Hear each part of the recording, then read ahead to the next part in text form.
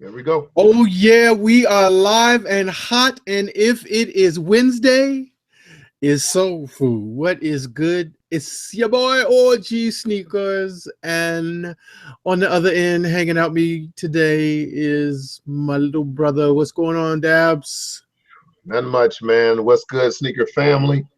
Um, man, oh man, I think we got a pretty powerful episode coming today. What's this? Is this number 7? Am I losing count already? No, brother, you got it. It is episode 7. Already been 7 weeks, man. So this is episode 7 of Soul Food. That sneaker talk with a dinner menu format, where we're gonna hit you up with the appetizer, the main course, hit you with a little dessert in the bill, and it's all in that sneaker format. We're talking sneakers all throughout. Going to involve the chat towards the tail end of the show. But one thing, Mr. OG, we was just talking about before we got started, man. I'm doing a major spring clean, man. I'm getting my storage together. I'm getting all kind of old clothes and stuff out, and but man, oh man, so you ever do that spring clean and just notice, like, I buy too much stuff? You ever get that thought process? It's too much stuff. You ever get that? Yeah, I do that weekly or bi-weekly, man. I'm talking about other things. The sneakers can get totally out of control, which will be part of the main course today and what we're talking about. But for sure, man, I'm like just looking at, like, right now, I'm looking at 4 cameras, man. Like I dug out 4 old cameras right here. Mm-hmm. So, and 3 of them I won't be using anymore. It's just crazy how things can just accumulate, with time, how technology changes, styles changes, and people's taste changes. You know what I'm saying? Their life just changes and all, and just it can change everything up, man. So it just amazes me when it's time to do that deep scrub clean, and that's what we up to now over here. Well, spring cleaning can be a metaphor for a lot of different things, and it can be literally that spring cleaning. But if you spring cleaning, bro, you a little bit early, aren't you? I'm definitely a little early, man. But we got my grandmother's coming over next week, and she likes to kind of turn things upside down to make sure everything is on the straight and narrow. So what I'm saying, I got to make sure that my I's are dotted, all that stuff, my T's are crossed, because I don't want to, I don't need a negative report from grandma. Aha. No, never a negative report. And before we kind of jump off into everything, can I do something? Because if I don't remember it, it'll pass me by, and I do not want to pass this by. Can I shout out somebody right quick? Do what you got to do, man. So I want to shout out King of Foams and Jays. I see you off in the chat, my brother. I got an email. I don't know when we got the email, but I just saw it as I was preparing, getting my stuff together for the broadcast tonight. And he did a dope video. Did you see that today, Dabs? I almost certainly did, man. That's a family member, so I'll definitely make sure to go back and check out whatever footage he's going to put out. But for those who didn't see it, you all definitely need to go check out King of Foam and Jay's page. He shouted us out, man. He was happy about receiving the gift card, and that's cool. That's love.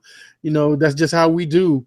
But he went the extra mile. Matter of fact, he didn't go the extra mile. He went the extra for the 3rd time, extra mile to make a vid, just kind of shouting out and letting his family know, trying to expand our family, to check out Soul Food and what we were doing. And I just thought that was dope, man. So to King of Foam and Jays, salute.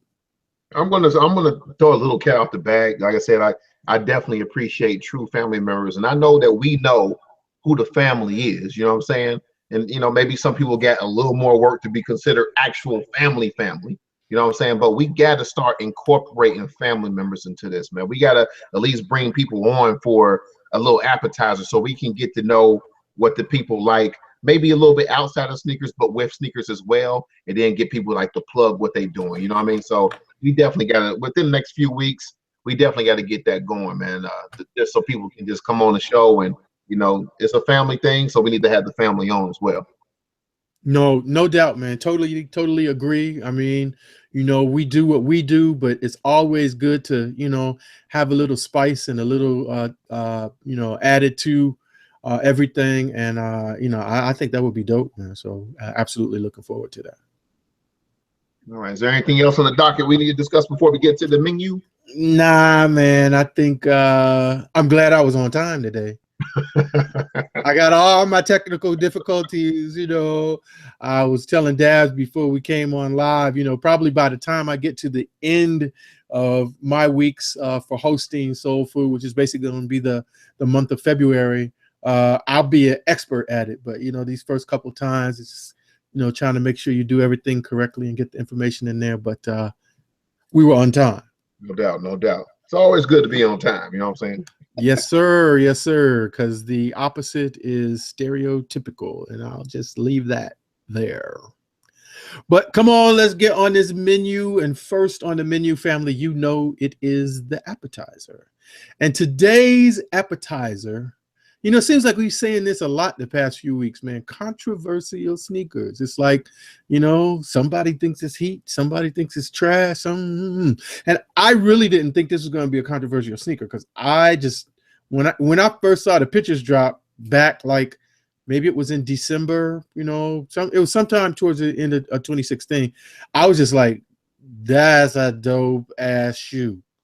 But we seem to agree on that, and that shoe is the Royalty Forwards. Yeah, man, no doubt, man. I just thought it was me personally, I thought it was a can't miss release, man. I thought it was something that, once I seen the pictures, I was in love already. Once I actually seen the shoe in hand, it was a little bit of a different story, because there was a couple of differences that I seen from the photos. And then, when it was actually release day, I already knew. Once I had them in hand, I just already knew anyway from the first time I had them in hand. So for me, good quality sneaker. The colorway is nice. You know what I'm saying? It's just, for me, it's one of the few gold sneakers that's, to me, simple. Sometimes Jordan get crazy. They throw gold on it. Then you got the sail colorway with this and that, and the iridescence, and all gold sneaker. But this one, it was just like a little bit of gold, a little bit of black, a little bit of white with some dope materials. Can't miss, in my opinion. Anyway, in my opinion, I thought it was a can't miss shoe. Yeah, I totally agree. And I for me, even some of the concerns that I heard some people voice wasn't really an issue for me. That gold, color on the end of the wings, I like old gold. To me, it's like a rich old gold color. And so, I didn't have an issue with it. And some people were saying that they felt like it was, made the shoe look more plasticky. Well, as I said in my video, hello, it's plastic. So, plastic. It looks like what it is. But matter of fact, let me just reach over here. And now I'm gonna do my dabs. I'm gonna love on it. I'm gonna love on it for a minute, because I see you do that in your videos. This is that type of shoe, man. It just really, I almost just want to hold it in my hand and look at it more than I want to wear it. I can't lie. Pause, but I'm playing with it right now. You know what I'm saying? Pause. I'm playing with it right now. I got it in hand, and these like, for me though, I did have a problem with the gold, but the quality of the sneaker to me superseded that color for me of the gold. I thought it was a taste too dark, and what Shoe Mama's GS size, it looked to be a little lighter. Maybe it's my eyes playing with me, but I'm in love with these sneakers. Like I said in my video, it's one of my favorites in my collections. Not the best, right? Just, I can see it's just a favorite. It's simple, but it's clean. It's black, and whew, fire. So I'm telling you right now, all the people that are saying this is going to go to the outlets and all of that, I hope you're right, because I want another pair. Me too. They hit them outlets. I'm doubling up for show. So yeah, please just keep not liking them and let them sit, because this right here. I had that same. I think I wrote in somebody else's. I forgot what video I was watching. I wrote in the comments, and people was talking in the comments about, this hit the outlet. Like, shoot, I'm doubling up for sure. For sure, definitely. But one of the other things that came out of this, as we were talking earlier in the week and preparing for the show, was really kind of dovetails into a really, really dope vid that you had this week. I speak on that a little bit, man, just in terms of kind of how this conversation kind of, I don't know if it was the conversation about this shoe, I don't know if it was a combination of this and maybe, you know, the Black Cat 13s from before, but kind of how that led you to one of the vids that you dropped this week. For me, it almost seems like 2017 is almost like the year of people showing extreme love or extreme hate. You know what I mean? I hate this shoe. I like this shoe. I love this shoe. Whatever it is, it's extreme love or hate, left or right. But that's fine to me too. But I think when people take an extreme stance, it's going to force people to take sides of those. So my main thing was the people that are taking sides. I was looking at some of the comments on some other channels, thanking people for, you know, oh, thank you for letting me know this shoe is trash, or thank you for letting me know the leather is dope, or just thanking. There's too much of people looking at other people and seeing how they like the sneaker and then following full suit. That's trash to me. I didn't like that. 17 poop emojis to that thought process. Yeah, you go to the store, you look at the shoe, make a decision, and believe me, there's going to be, I think Red Feather Gotti said, it's going to be harder decisions to make than if you like a shoe or not. You know, should I pay my rent or not? You know what I mean? Or, you know, should I? Well, that shouldn't be a hard decision. But I know what you're saying. It's correct, but people do have that decision making sometimes. If it might get to the point where people might say, oh, there's 2 shoes that's coming out. Should I pay my rent or buy these shoes? And if they're looking at a YouTube video and this guy's acting like it's the best thing since sliced bread or whatever, I think they could be swayed into saying, I'm going to buy these shoes instead of paying rent. Come on, man, where are we at? You know, so I just think I want to be the voice to almost try to say, you know, let's just think for ourselves. Let's try to make the best decisions possible for ourselves and go from there. And I just think that sometimes it's just that with these young cats, it's like, you know, you got to look to somebody and you look to them to make a decision. Right. It's crazy. It's crazy. No, I feel you for sure. You know, we say all the time, you know, and different people say it different ways, you know, rock what you like, you know, probably add to that, have your own mind. You know, is a place for kind of, you know, if I think somebody had made a comment, I don't know if it was on your video or someplace else I was reading, you know, that they respect your opinion. So not that they're going to use your opinion to make theirs, but, you know, it's like maybe seeking wisdom from somebody. Like you have to make a decision about something, and, you know, you talk with somebody who's, you know, whose thought process you respect or whatever. So I get it from that standpoint, but absolutely, I'm with you 100%. You know, I thought it was a very interesting, you know, kind of way that you titled it. Because when you first were telling me about it, I was like, huh, I'm not sure I got it, but afterwards, you know, it was just really super dope, man. I thought that was real cool. And I'm not just saying that, you know, because we family, just really, I thought that was really dope. I don't mind somebody coming on the page and saying, oh, thanks for the tips or whatever, but now let me go investigate for myself. That's dopeness to me. If you want to use YouTube as to get me some facts or maybe even seeing how somebody feels about them. But if you don't go do that research yourself, you know what I'm saying? That's with anything. You know, you could, a woman can watch Oprah and think that she has all the answers in the world about what she should be doing with her marriage, with her life, with her finances. But Oprah don't know you. So, right. You know, you can take some of the things that she may say, but incorporate it into your own mind process, into your own thought, into your own finance process. You know what I mean? And go from there. So that's my only thing. That's it.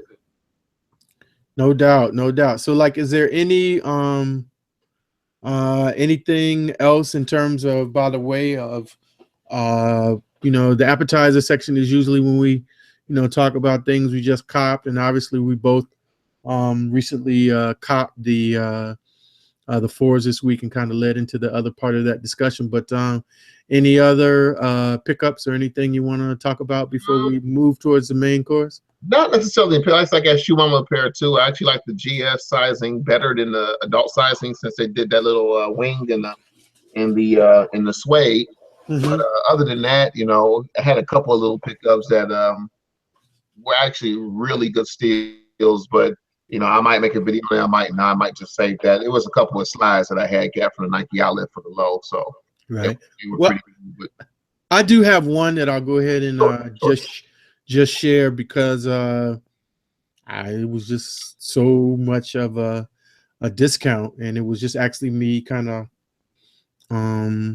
I really kind of fell on it. It wasn't something that I was looking for, and I may do a video about it. But even if I don't, just to share with the family, if you have a Converse outlet anywhere around you, you might want to check them out if you're into Converse. The outlet in my area, one of them, they had 50% off on the shoes that were whatever their normal price was. That's generally the outlet costing whatever the regular, let's say retail is usually anywhere from 40 to 50% off. But this past weekend, they also had an additional 50% off. So I picked up this junk right here, which is all leather. This is some really, really very nice tumbled leather. It's just kind of a chuck, but it's what they call from their weatherized collection. And so, like, if you know how the chucks normally have the little eyelet or the little holes here for air or whatever, these are actually sealed up, because the idea is if you were to get in snow or rain or something like that, no liquid whatsoever can get inside the shoe. I don't know about that. Well, actually, in the way that the tongue is done too, up to about this point, it actually kind of goes in. So if you got moisture that got in between there, it wouldn't go down in the shoe. But it has a little suede around the collar, and they come with the like Timberland type laces because they have the little hoops at the top instead of the eyelets. But the shoe is $75 retail. It was on sale for 39 something, and after the additional 50%, it was $20 out the door.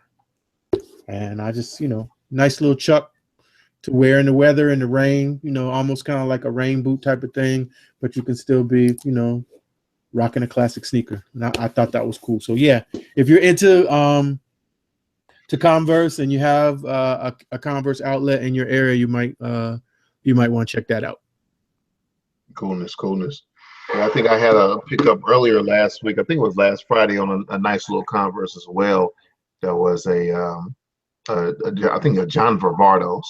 So you're right. The Converse outlet right now, they got steals on Super Deck right now. So if you guys have one in your area, I mean, they even have what was the shoe? The Larry Johnson joint, the React joint.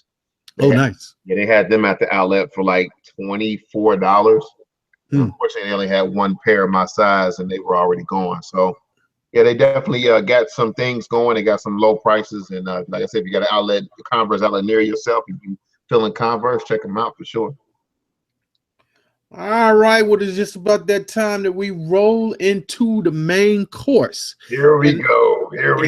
This week, the main course is Sneaker Collectors, and below that, it is Out of the Closet or On the DL. So I like this topic, man.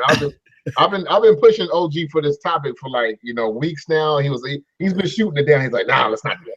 No, let's not. No, I'm just messing with you. So I'm going to let you explain, because some people might be uncomfortable with Out of the Closet and on the DL, and so why don't you kind of hip the family up on exactly where we going with this. Well, like in the homosexual. No, I'm just playing. No, out of the closet means that are you free to tell everybody, like or in your circle, or even your family members, like, hey, I collect sneakers. I got this almost obsessive, compulsive way of consuming sneaker culture, or do you more or less, kind of keep it to yourself and stay in the closet? So. It's an interesting conversation because, well, let's just get to we got a couple of subtopics we want to talk about. And I think we're going to get Shoe Mama on here to kind of give her side of the story as well when it comes to her collection, so we can get a little bit from the female perspective. But the first thing that I had wrote down is it embarrassing admitting your sneaker obsession? So I'm going to pose that question to you, OG. Is it embarrassing to let people know the amount of sneakers that you do possess? I would say, if I want to be 100, which I'm going to be 100. In the beginning, yes, because I think that people don't get it. That what my experience was in the beginning was either they got it and they thought it was really dope, or they were like, "What the heck? You know, this just doesn't make. Why Uzis? Are you like trying to?" Most of the people, they would come because where a lot of my kicks are, pretty much the basement of my house is like my 3 work areas. I have an area where my office is and where I do my photography, which is kind of where I am right now. Then I have another area, which is like, I think I mentioned before, I'm a musician. So I have an area where we do music, specifically recording. And then I got my little man cave theater, which is something that I wanted, you know, ever since before we had kids and, you know, when we were looking for houses. And pretty much the rest of my family has the rest of the house. This is kind of like the only place that I can control and, you know, kind of do what I want to do. So like when I would have clients come in for photography or, you know, somebody come in for a studio session or something like that, they would see the sneaker wall once it kind of got to, I was putting stuff out, and, you know, you could just, the eyes would get like big, like saucers. And in the beginning, it was kind of like, you know, I didn't, I felt some kind of way about it. Do that laugh again, man. Yeah. Hey, man, I might have to use that on the video or something. Look, do not make me a meme, please. Do not. But, you know, so yeah, for me in the beginning, it was kind of that, I don't, you know, I was kind of, you know, no other way to say. I wasn't really embarrassed, but you feel, to the best way I can say, you feel some kind of way, you know. Part of it was embarrassment. Part of it is like, well, you know, I don't know. But now it is what it is. I don't, you know, and even, you know, like my dude D-Law, you know, who's hangs out with me sometime, and you saw on the NYC vlog for SneakerCon, you know, this is the farthest thing from it, but he just thinks it's so cool. So, you know, that's, he doesn't mind rolling with me when we go different places and hang out. So, you know, that makes it cool. Yeah, from my perspective, I think it is it's a little embarrassing if people don't totally understand the culture. Like one of my closest buddies, his name is Q. He gets it because back in the day we used to always shop for sneakers and do stuff like that together. You know what I'm saying? Oh, I got one, he got one, and we just kind of did it that way. You know what I mean? But as far as somebody that's not in my total circle, like even some family members, it might get to the point to where I'm a little embarrassed due to the fact that some people might consider it, and this is just perception, but some people might consider it a type of hoarding almost, to where, you know, when we look at our shoes, like, well, I'm gonna speak for myself, and I look at my shoes like, oh my goodness, this collection. I like my collection. You know what I'm saying? You're almost proud of your collection almost. That's to me, that's how I feel about my collection. I'm sure most people are proud of what they have in their collection. They can pick and choose what they want to wear. It's nice to say that I can wear probably one shoe maybe 2 or 3 times a year, and that's it. You know what I mean? So you keeping them fresh, you keeping them clean, all that stuff. But some people might be like, you think shoes are that important? You know, I watch Hoarders all the time. I think it's on TLC or whatever channel it's on. And those people have stacks and stacks of newspapers, stacks and stacks of food. But that to them is just as important as the sneakers to us. So I think it's a little compulsive in what we're doing.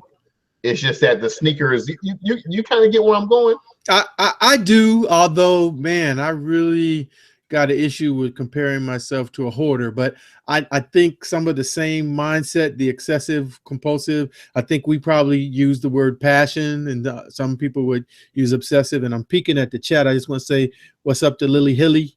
Yes. She shouted us out in the chat. So I just wanted to let her know we see her, appreciate her hopping on. What time is it in Germany? I think that was what somebody said before. Where she? What time is it, sis? Wow. But yeah, I do think that there are certain things, and sometimes I even think about that as like, wow, I'm hoarding sneakers. that's just not. But in a way, When I say it like that, it's like, it, ooh, I just need to sell everything. it definitely is hoarding, and I think it's definitely a bit of a compulsion because people on the outside looking in would think we're absolutely crazy. They might almost think like we're one of them hoarding people. You know what I mean? Like because we like think about this, OG. Real talk. With us being sneaker collectors, man, we talk to each other dag on there every day about some sneakers sometimes, right? True that. So you know what I mean? Like so, and it's part of it definitely is passion, but I think part of it is compulsion. Is a little bit excessive. It has to be. It has to be. Okay, I don't want to. You might be right, but I'm not quite ready to embrace that in its fullness. I mean, it's like I like what I like, and I just happen to like this. But you know, some people compulsion is to buy stuff that once it's gone, it's gone. Like, you know, other stuff that you can consume. Let me just say it that way and leave it there. But you know, and then I got some cats in my office that are like sports to another level. Like they need to be, they could sub for Stephen A. Smith or somebody. You know, they know the stats, they know the names, they know the teams, they know the where they went to school, what their completion and blah, you know. And I love sports, but I ain't in it like that. And sometimes some of the conversations they have, and they talk about it every day, 10 times a day.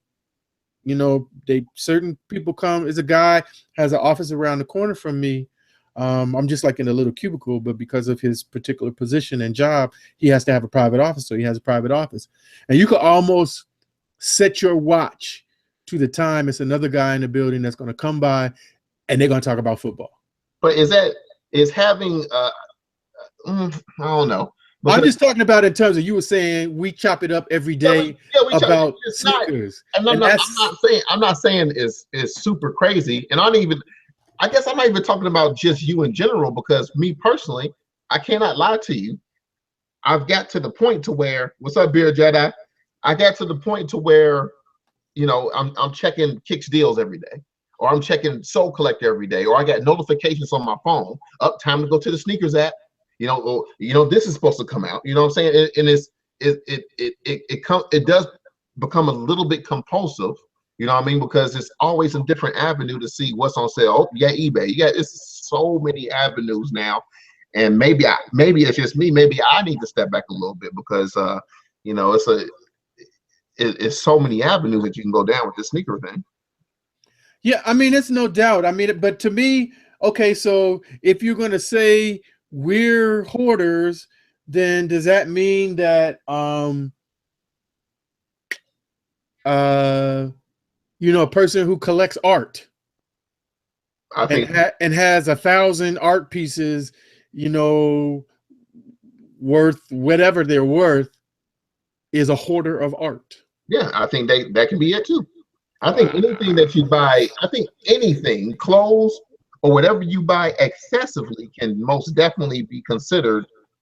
It can most definitely be considered being compulsive. Anything, whether it's food, clothes, dumpster diving. Like I've seen people on the show dumpster diving. It's like, oh, they're getting complete trash, but to them, these are treasures.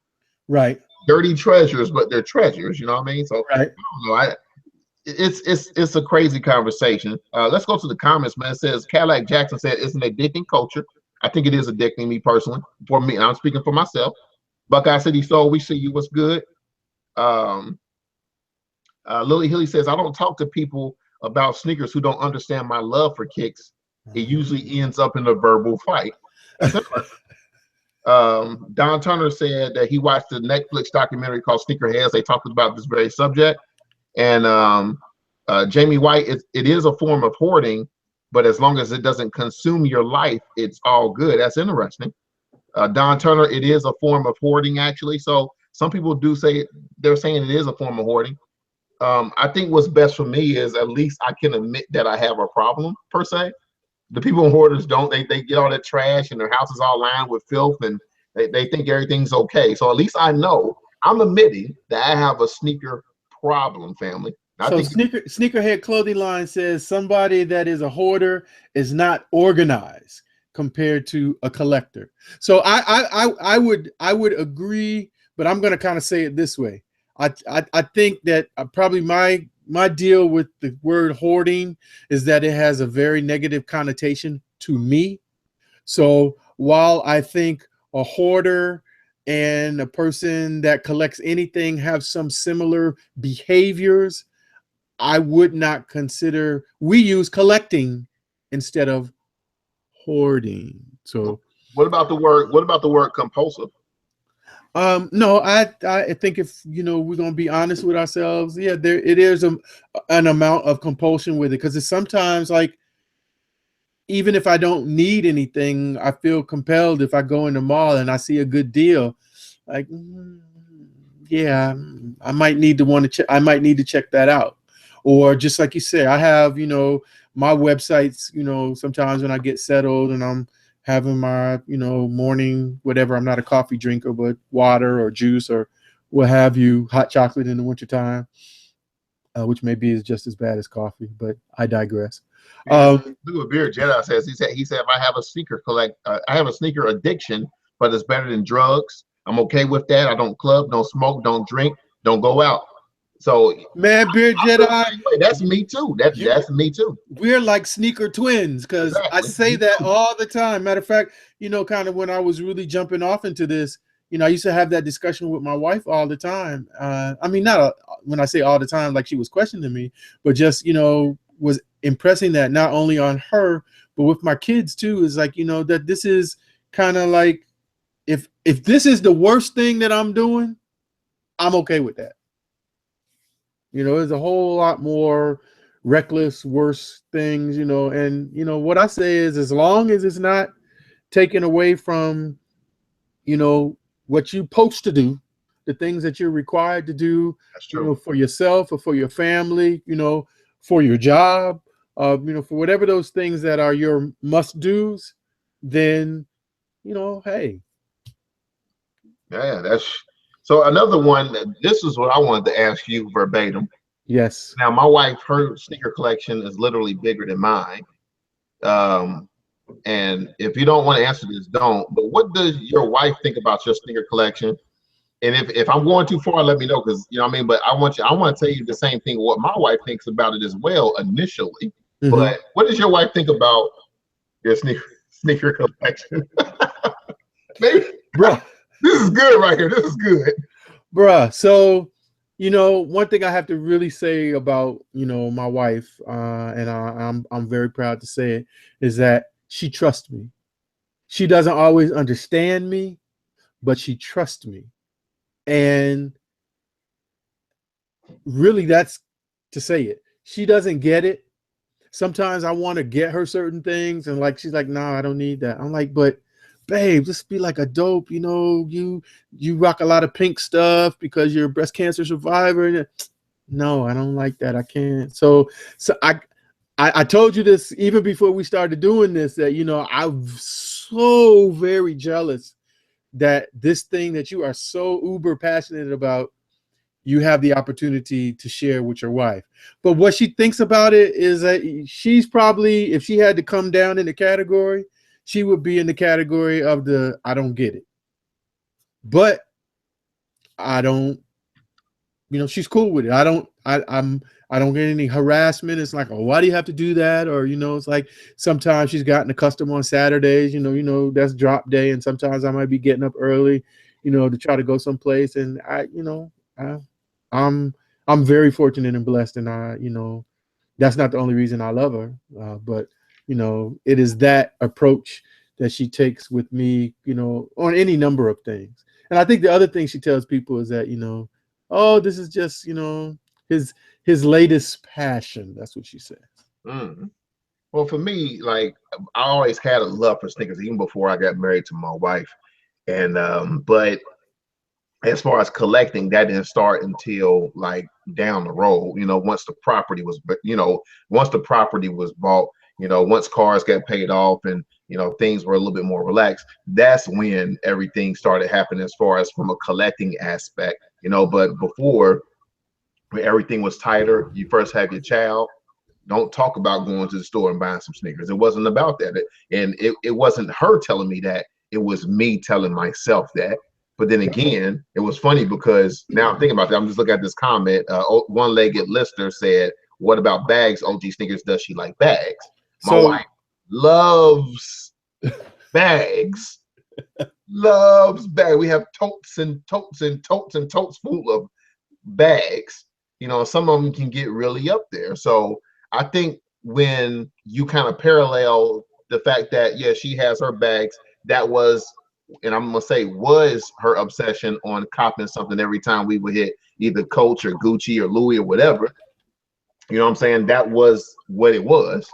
So I think that almost made it easier for her to kind of see my passion for the sneaker thing, and it's always been there.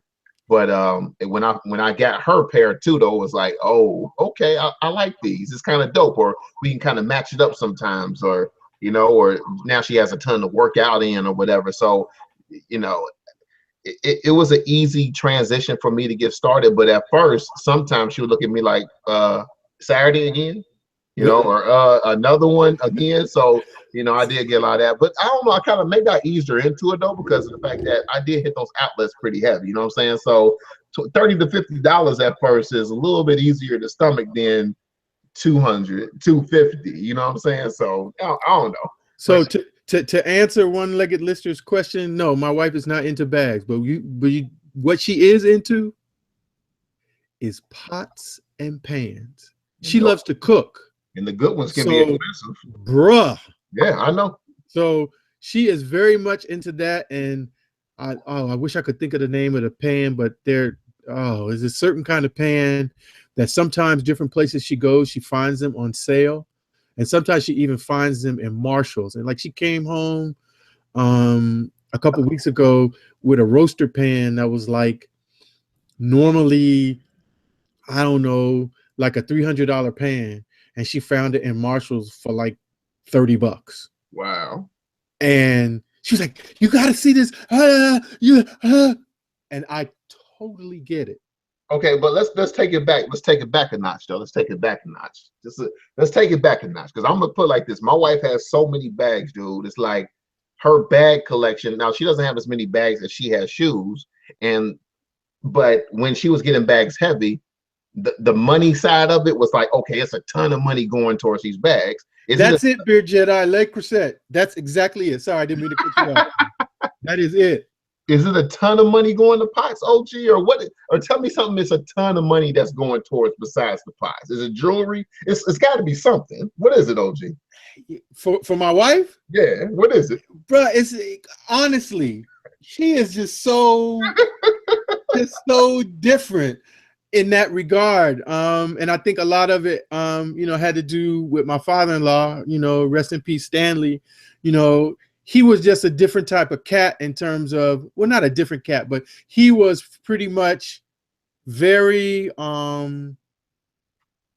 instilled in all of his kids that, and my parents did, but in a different way, like a really strong sense of being frugal and not necessarily this. To me, sneakers is excess. I mean, that's just how I feel about it. It's not, 100%. It's not a requirement. So, I think I've said this before. I got hustles. My photography and my music, I've been into music since I was a kid. And all the things that I do with that, I've developed those two things into a hustle so I can make extra income. And that's now what fuels this and those other things. If I didn't have those things, that hustle, then I couldn't do that. But just to get back to my wife, she doesn't, there are a few things, but it's like a little bit here, a little bit there. It's not like this one big thing that, she just so into. But again, one of them is the pots and pans. I think the other one is,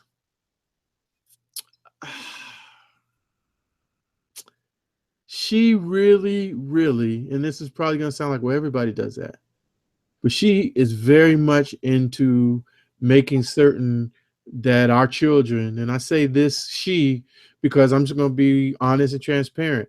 She drives this. I support it. But, you know, I learned a long time ago in any relationship, be it a marriage or otherwise, you know, you do the things that you do real good and let that other person do the things that they do real good, because those are the things that drew you to each other. And if you're doing something real good, that means I don't need to do that and I can focus on something else. But she is very much into making sure that our children are well-rounded and well exposed to different. So she finds stuff that I would never find, different camps, different things that they can be involved in that are educational. Sometimes they support different things. Like, time out. Time out, OG. Now, what? Time out, man. I got to stop you. That's every family. That's every family, OG. No, bro, but this is over the top, man. You don't understand. You don't understand what I'm saying. It's like a next level. If you knew how much of an Uber I was right now, I mean, literally, I could just go to work and then come home and take my kids everywhere they got to go. And some days I wouldn't be able to go to work because I would be taking them to all the different places and different things that they have to do and so on and so forth. So that's why I prefaced it by saying that, you know, you might not think of that in this way. Oh, come on, man. You come on. You can't do that. Why can't I do that? Being a parent is not part of No. This is a parent on steroids, dog, to me. No, I understand. Because I didn't have all these things. My parents were great, but I wasn't in 17 different activities and doing sports and paying for that and going to this particular thing and then being in this science thing. That's what we do because we didn't have it. Because my son has those same advantages. You know what I mean? Because of the fact that, you know what I mean? So it's parenting on steroids, just like everybody had a pair of sneakers, but this is sneakers on steroids, dog. It's not just having one or two kicks to wear to the gym and play in basketball. So, you know, maybe the analogy doesn't resonate with you. Respect. The best thing I could do is when she comes home, if she gets here before everything is over, I'll try to entice her to come down and she can answer the question for you. How about that? Man, OG, come on, man. Since I can't give you the right answer. Nah, I respect that, dog. I definitely respect the answer.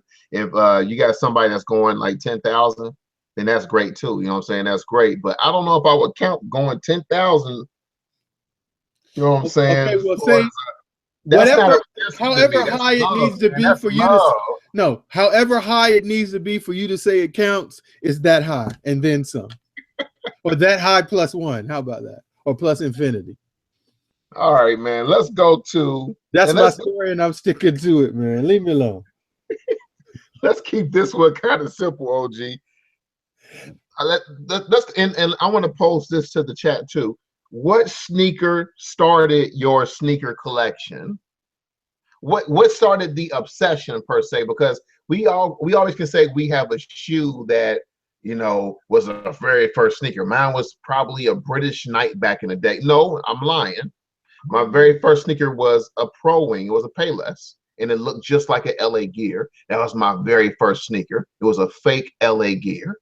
You know what I'm saying? So I'm predating myself a little bit. But after that, my first real sneaker was a British Knight. They were blue and white, had the wings on the side. They were dope. I wore them until the rubber came off the bottom of them.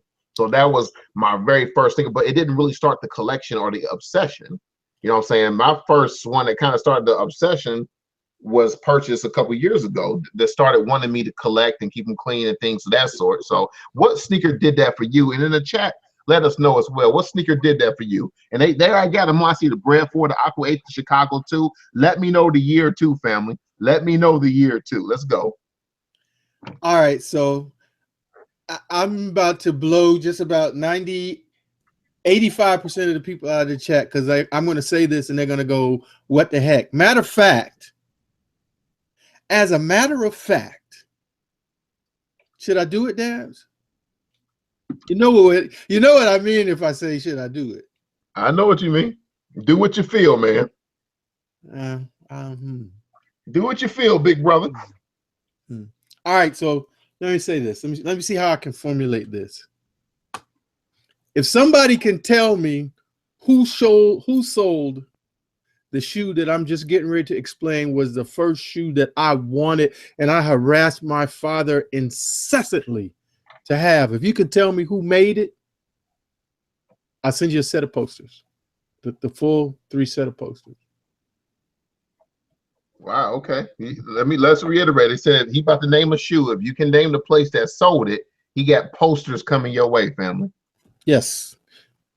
Not that you heard of the shoe, but you have to be able to tell me who sold it. It was sold by a particular company.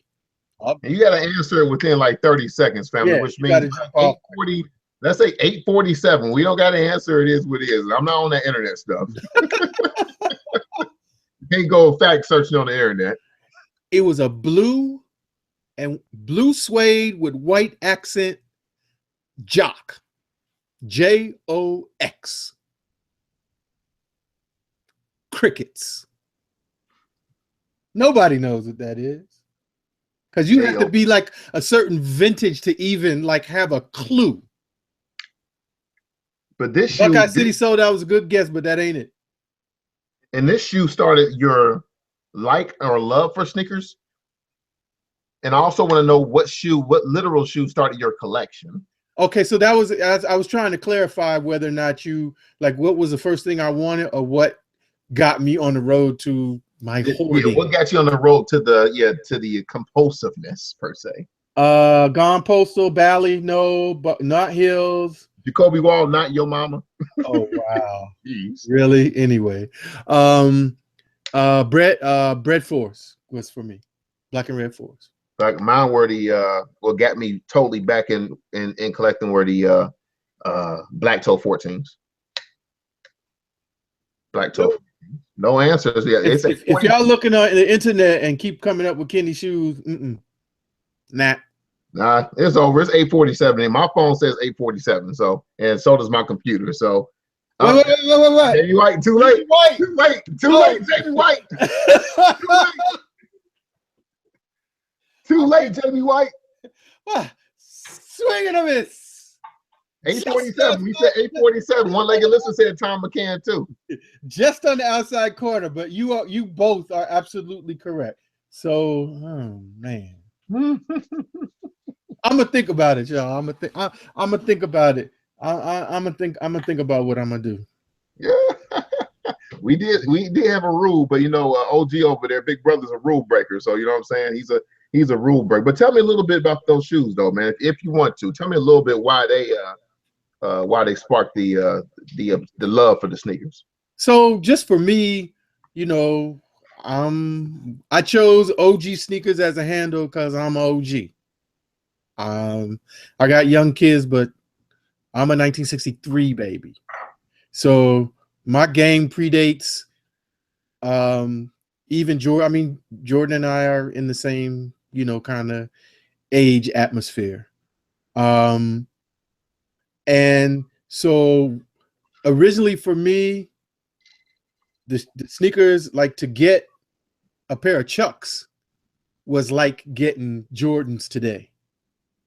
And I don't know if the Jox was the very first company that made like a suede sneaker, but it was the first one that I remember. And it was a blue suede. And I just remember going to the Valley West Mall. I lived in Iowa for 7 years. And I remember I worked in the mall at Orange Julius, slinging hot dogs and the little drink, whatever, with orange juice in it, the smoothie drink. And the Tom McCann's was around the corner from the Orange Julius. And I went in and saw, it was walking by, and they had them out in the front, all the light shining on it. And you know how like a person in a movie, they have that moment and they see something that's like, oh, it was like that kind of thing. I was just fixated with those shoes. And you look at them now, certainly by today's standards, and nothing special about it. But it wasn't canvas. And I didn't know anything about any leather sneakers at that time. I think maybe around that time, probably there was probably some leather Adidas around that time. I'm not sure if the shell toes were in at that time. I know a little bit later they were. But I was just I was 14 years old, man, and that was just I needed that shoe, and I just bugged my pops about it. He was like, "No, it's not gonna happen. Get them Chucks. You can get some green Chucks, or you can get some gold Chucks, but you're not getting no suede. We're not doing that." And so that's just something that that stuck with me. I always appreciated sneakers, and probably for a long time I went and I was not, I was aware of them, and probably more of my partners were more like in the collecting game and stuff like that, and so I kind of came a little bit later, and it's but that's my that's my thing. That's me. Yeah. I think for me, like my mom back in the day, we was always short on paper, so it was always pretty much pay less or whatever. You know what I'm saying? Whatever was 20 bucks and under, or maybe back then 10 to 15 bucks or whatever. So, but for me, when she bought me my first British Knights, it was from that Finger Hut catalog, and they used to sell, all that stuff, little Reeboks, little stuff like that. But the man, she had to make payments on them things, so just so I can have something at least finally fresh for the I think it was my 5th or 6th grade year, and I literally wore those till they fell apart on me. But man, that shoe just really, like, man, that was the love right there of wanting the actual sneaker and finally getting it, even though my mom had to make payments on it or whatever. So but after that, the real love of sneakers came from when that Air Jordan 11 came out, and that was my first pair that I bought. After that, I was hooked with I've always been hooked with buying sneakers. I've never been hooked with collecting. Collecting and buying to me is two very separate things. I always bought sneakers. I had the original Candy Cane 14s. I've bought the Jordan 11 IEs, the original the black and white 11s. What are they called? I can't think of the name right now. It's slipping, but the black, the white with the black patent leather 11s. Concords, yeah. I don't know why. I wanted to say Cobalt for some, but Concord. I bought the original ones back in 95, 96, and when I purchased that sneaker, that was it. And having those shoes was like a statement. You know what I'm saying? Like, man, only a few had those kicks back in the day, where everybody else was just wishing and wanting. You know what I mean? But now it's like everybody has Jordans. You know what I mean? Everybody has everything. So, and I'm cool with that too. That's actually dope. That I think the culture has definitely expanded since back then. But that British Knight was the love. That 11 was deeper love, and then just recently, the past 2 or 3 years, that's when the actual collection started. When I purchased the Air Jordan 14 Black Toes, and it just got crazy since then. So, I'm gonna have Shoe Mom, baby. You got a second? Yeah. What? Wait! What? We're getting an appearance. You're gonna get a little bit of appearance. Wait! I gotta set it out. Ladies and gentlemen, please, may I have your attention, sneaker family? Put your hands together and show some love for Shoe Mama. You ready? Come on. We can sit right here. Sit with me. Sit with your man. And we're having. I gotta set it up correctly. I just can't let you slide in. I mean, the first appearance, y'all mark it. It is 8:53 on episode 7. We finally get blessed. Bow. I love it. What up? What's up? Just a quick little blurb. She wanted to kind of talk about how what we was talking about, how it is for you to admit to, I guess, family members or friends about your sneakers. Have you told besides close family? I know your grandmother knows, but she actually wouldn't know unless I would shove shoes in her face when she does come over. But like, anybody on your side of family really knows about your sneaker obsession? And if they don't, then why? For the people that don't know, why? So how many people do you think know? Just like any of your friends or family? Nobody knows. Only because I choose not to tell them. It's almost like I choose not to tell them how much money you make, because I feel like women are very catty, and it just comes off like I'm bragging instead of saying, oh, look what, my husband and I do, on the side. And they're like, well, you guys are always together. I mean, you guys do everything together. I'm like, no, I just know that I like what I like. And it's an added bonus because my partner in crime likes what I like. So it's something we can do together. And since we don't get a lot of opportunities to be by ourselves without our kid, then this brings us closer together because we have more conversation throughout the day. I can say so. I know sometimes I can get a little excessive and a little compulsive with the sneaker talk, because sometimes she'd be like, okay, that's enough of it, or another YouTube video. And, No, and it gets like that it- sometimes. I'm not going to, it does get like that. That's why I say sneaker collecting, it can almost be almost a sneaker obsession, compulsiveness, whatever. But I know sometimes I get a little crazy with it, and I'm talking sneakers when I shouldn't be talking sneakers at times. So. But, only when it's at 5 o'clock in the morning, because you know I'm not a morning person. He's like, hey, look at this. I'm like, you know what? If you don't back up off me, we about to scrap. So then he get in his feelings, but I'm about to go.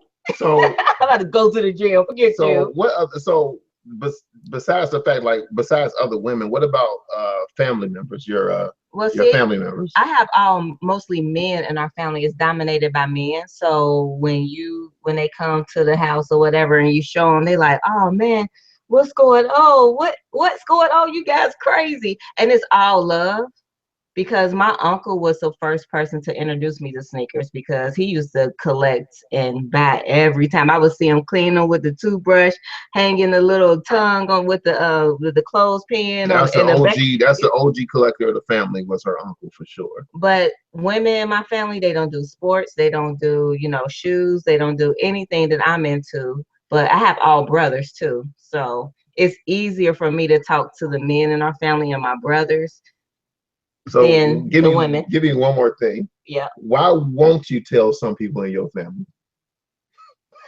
Is there any other reasons why you won't tell some people in your family? He just put me on blast. What's another reason why you might not tell people? Haters.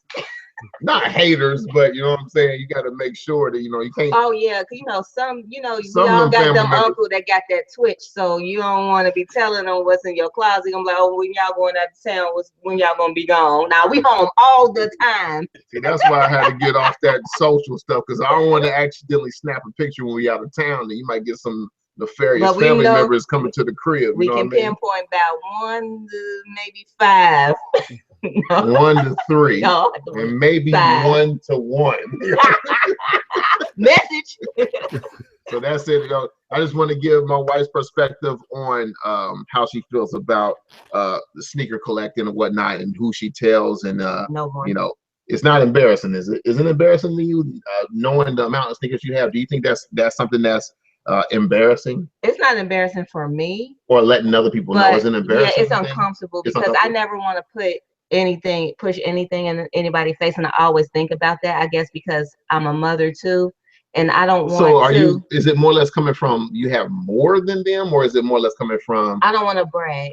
you don't want to brag? I don't Okay, want so to you're come looking at because it from I that think way. women aren't allowed to boast and say what they have or do this because they turn it, they flip it. So I just tend to stay quiet. Okay. So can I ask a couple questions before Shimama gets out of here? Uh-oh. Oh no! Don't be scared. Don't be scared. It's all good. It's all good. So we were talking earlier. Your husband was asking. He was like drilling me about certain things with my wife. So I would like to ask you, Sure. like when he first got into this really heavy collecting and buying before you got on in terms of really being into the kicks. What did you think about that? How did you feel about his obsession with sneakers? I'm gonna say something. It might come off very mushy because he's right here. He's not like get me by the shirt or anything in the background. But Dabs is very conservative. He's always put us first. And I would get on him for not buying the things that he wants to buy. And he would go sometimes to work with holes in his shoes. And I'm like, babe, you don't even need to do that. We are okay. And then it got to be like, oh, I'm okay. I'm going to go buy this shoe. I'm like, okay. I'm going to go buy this shoe. Okay. Wait a minute. Hold on. How many shoes you buy? But you know what? I can honestly say he makes sure the bills are paid. He makes sure our son is in the best of the best. Anything our son wants, he puts it first. Anything that I want, he puts it first. So I'm like, why can't he treat himself? But then when he would come home with, things for me, I'm like, oh, let me see what I can get here. My feet are smaller than yours. Maybe I can get these shoes or you can. So it kind of flipped. I'm like, forget these purses. I'm about to get these shoes because I can match it up with outfits and hats and purses. Nice. So now, and I didn't take that as being mushy, but I will say for the family. Oh, but go ahead. He does, and he always continues to do. Even if he buys a shoe that he's really not feeling, he'll be like, you know what? I'm gonna make some money off of this. And I can only respect that hustle because he won't never put us in a position where we're like, you know what, we just faking it and we putting out these YouTube videos and we don't even got no money in our pocket. He would never do that. He's real. What you see right here is what you gonna get. Beard Jedi says, man, you ain't lying. They saw them socks at the Adidas store. Come on, cousin, man. You can't talk about me like that, cousin. What's good, bro? That's the honest truth. Man, oh man, yeah. And like I said, like with shoes, it's a little bit more of a compulsion. When it comes to clothes or really anything else, I'm a dime saver. My father always was a coupon clipper, and my mom, we came up with nothing. So for the most part, besides these sneakers, man, anything else, man, is more or less, it's more or less let's go Krogering, and I'm a coupon clipper. I'm cheap, to be honest. I'm very cheap. Yes. Very good, man. Well, I'm not rushing you off. You gonna hang out with us for a minute, or you got to go get back to something else? Eat some fruit. Get to the little guy. Yeah, and get to the baby. Thank you, babe. I appreciate that. I am so jealous right now, bro. I need a moment. Just go talk, man. I need a moment. Well, I wanted to get to one more question within this discussion. And with sneaker collecting, for years and years and years, you can get your collection up or whatever. But at one point, there is going to be an end game. So I don't think this is an easy question to answer because I don't think the answer is particularly age or time or whatever. But when is the end game of collecting sneakers? You want me to go? I told you I'm in my feelings right now. I can't talk right now. All right, so I'm going to put it like this, man. I think the end game could be 20 years from now, 10 years from now, or it could be tomorrow. To me, it's just one of those things. It's just a feeling. If I ever get to the point to where I look in my closet and I'm like, man, I'm not wearing none of this stuff. This is stupid. It's going to get to that point one day. And I know people that's going to be in the chat, like Sneakerhead Close, he said, when I'm dead. And I respect that. But then again, I don't think that's going to be the case for most people. When I'm dead is not a viable option. I got uncles that used to collect sneakers dumb heavy, like crazy heavy. And once they got married, it slowed up. Something in life is going to change this stuff. I could lose my job tomorrow. You know what? There's no more sneakers. I'm done with the game. So life can give you different scenarios to when the end game is, but it is an end game. It won't be an age, but it will be a life fact. It will be something. It will be something. Like, let's go to the comments. It says, once it hits you and the glow leaves you, if it does, I have no clue when the end for me. I have days where I think about not buying no more. And to be honest, family, when you really start thinking about this sneaker collecting, or if you want to call it hoarding, I think people don't like the word hoarding, but this obsession, every once in a while, you get that thought process. When you sit down and you think about things, you get that thought in your head, why am I buying these sneakers? Should I continue to buy? This is an expensive habit. So I don't know. If somebody said when the feeling is gone, it's crazy. I don't know. It's something that I just wanted to talk about, but I don't have the answer to almost. So me and OG was talking about things, and some things that you're going to discuss won't have a absolute resolution, and this to me is one of them. But there will be an end game. Yep. It could be YouTube. I don't know. It could be YouTube causing me to say, forget it, man. There's too many people on here acting stupid and blah blah blah. And I don't know. But that will come up. Go ahead, OG. Nah, for me, I was just gonna say my answer is similar to yours. I don't know, but when I know, I'll know. Yeah, for sure. There have been moments where I was like, you know what, humbug all this. Let me just cash out. but I've not gotten to the point where, you know, I permanently, you know, that I was sure this is it. You know, I want to get out. I think from a practicality standpoint, I think I do have a number in mind in terms of age where I'll probably cash out. I think the fact that I have daughters instead of sons probably gives me, you know, like in my mind, maybe a more specific time frame. But it really is just more of going to be a feeling when I'm gonna know when I know. And I expect it to be within, you know, I don't mind saying it, maybe within the next 10 years. Yeah, for me, I have no clue. It could be 10 years, it could be 5 years. I don't know. But I say that today and 10 years pass, and I feel like, nope, I'm still in it to win it. But you know what? The culture can kind of determine the change too, because you know how things change. You know how music changes. You know, for me, the music, I cannot listen to the new music. Like, that's just me. I'm being 100% transparent. The music that's out today, all that mumble rap and stuff like that, some people feel it. I don't. So will sneakers change that for us to where the culture is something that we're not really feeling? Or if everything comes out looking like a Yeezy or a Space Boot, you kind of see what I'm saying? Will retros always be there for us? Well, if retros go away, then yeah, that might change that a whole lot quicker because you're right. I mean, just think about, you know, just to stay with the music analogy, how lost you would be if it was just, you know, only the current music and you weren't able to, you know, enjoy, you know, whether your classics are 80s and 90s or, you know, whatever, you know, if you weren't able to enjoy that, you know, how much music would you listen to? Probably not as much, anywhere near as much. You know, if it was like, okay, well, it's gone and you can't hear it anymore. I don't know, not so much. That's a good question. I mean, that's a good statement. I like that. I like that. But man, I mean, like I said, they did away with retros, man. I think I would be done. It wouldn't be like that no more. I'll get a couple of very comfortable pairs and be done with it if that was the case. I don't see retros going anywhere. But then again, you just never know what Nike's going to do. It could be, oh, they could be fixated on LeBron getting all the retros, and that would force me out a little bit. Imagine if there were no more Jordan retros for a year. They gave it a break and then gave us all LeBron retros. How would you feel about that? I'd be good with that, but you know, I know some people on this would not. But for me, I don't have a problem with that.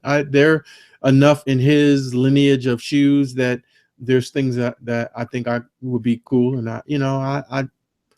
I like other things. I do too. I don't, and I didn't say that to say that you don't, because I know you do. You've hit me to some stuff that you know, I otherwise may not have been on, so if there were no Jordan, you know, retros for a while or a year, you know, to use your question, yeah, I'd be good. I got enough that I even have worn, man, you know, to sustain me. Check this comment. Maybe the prices of sneakers would get me out the game. Woo! So what if the price point was $225 every release instead of $190? I don't know if it would get me all the way out, but it would certainly slow me down. Yeah, the decision making would be a little bit more okay, what's the quality on here? Okay, how many it is, and blah blah blah blah blah. I'm already doing it at 190 per se. You know what I mean? Like it has for 190 now. Basically, that's essentially $200. Do I really like this shoe at this price point for now on for me? You know what I mean?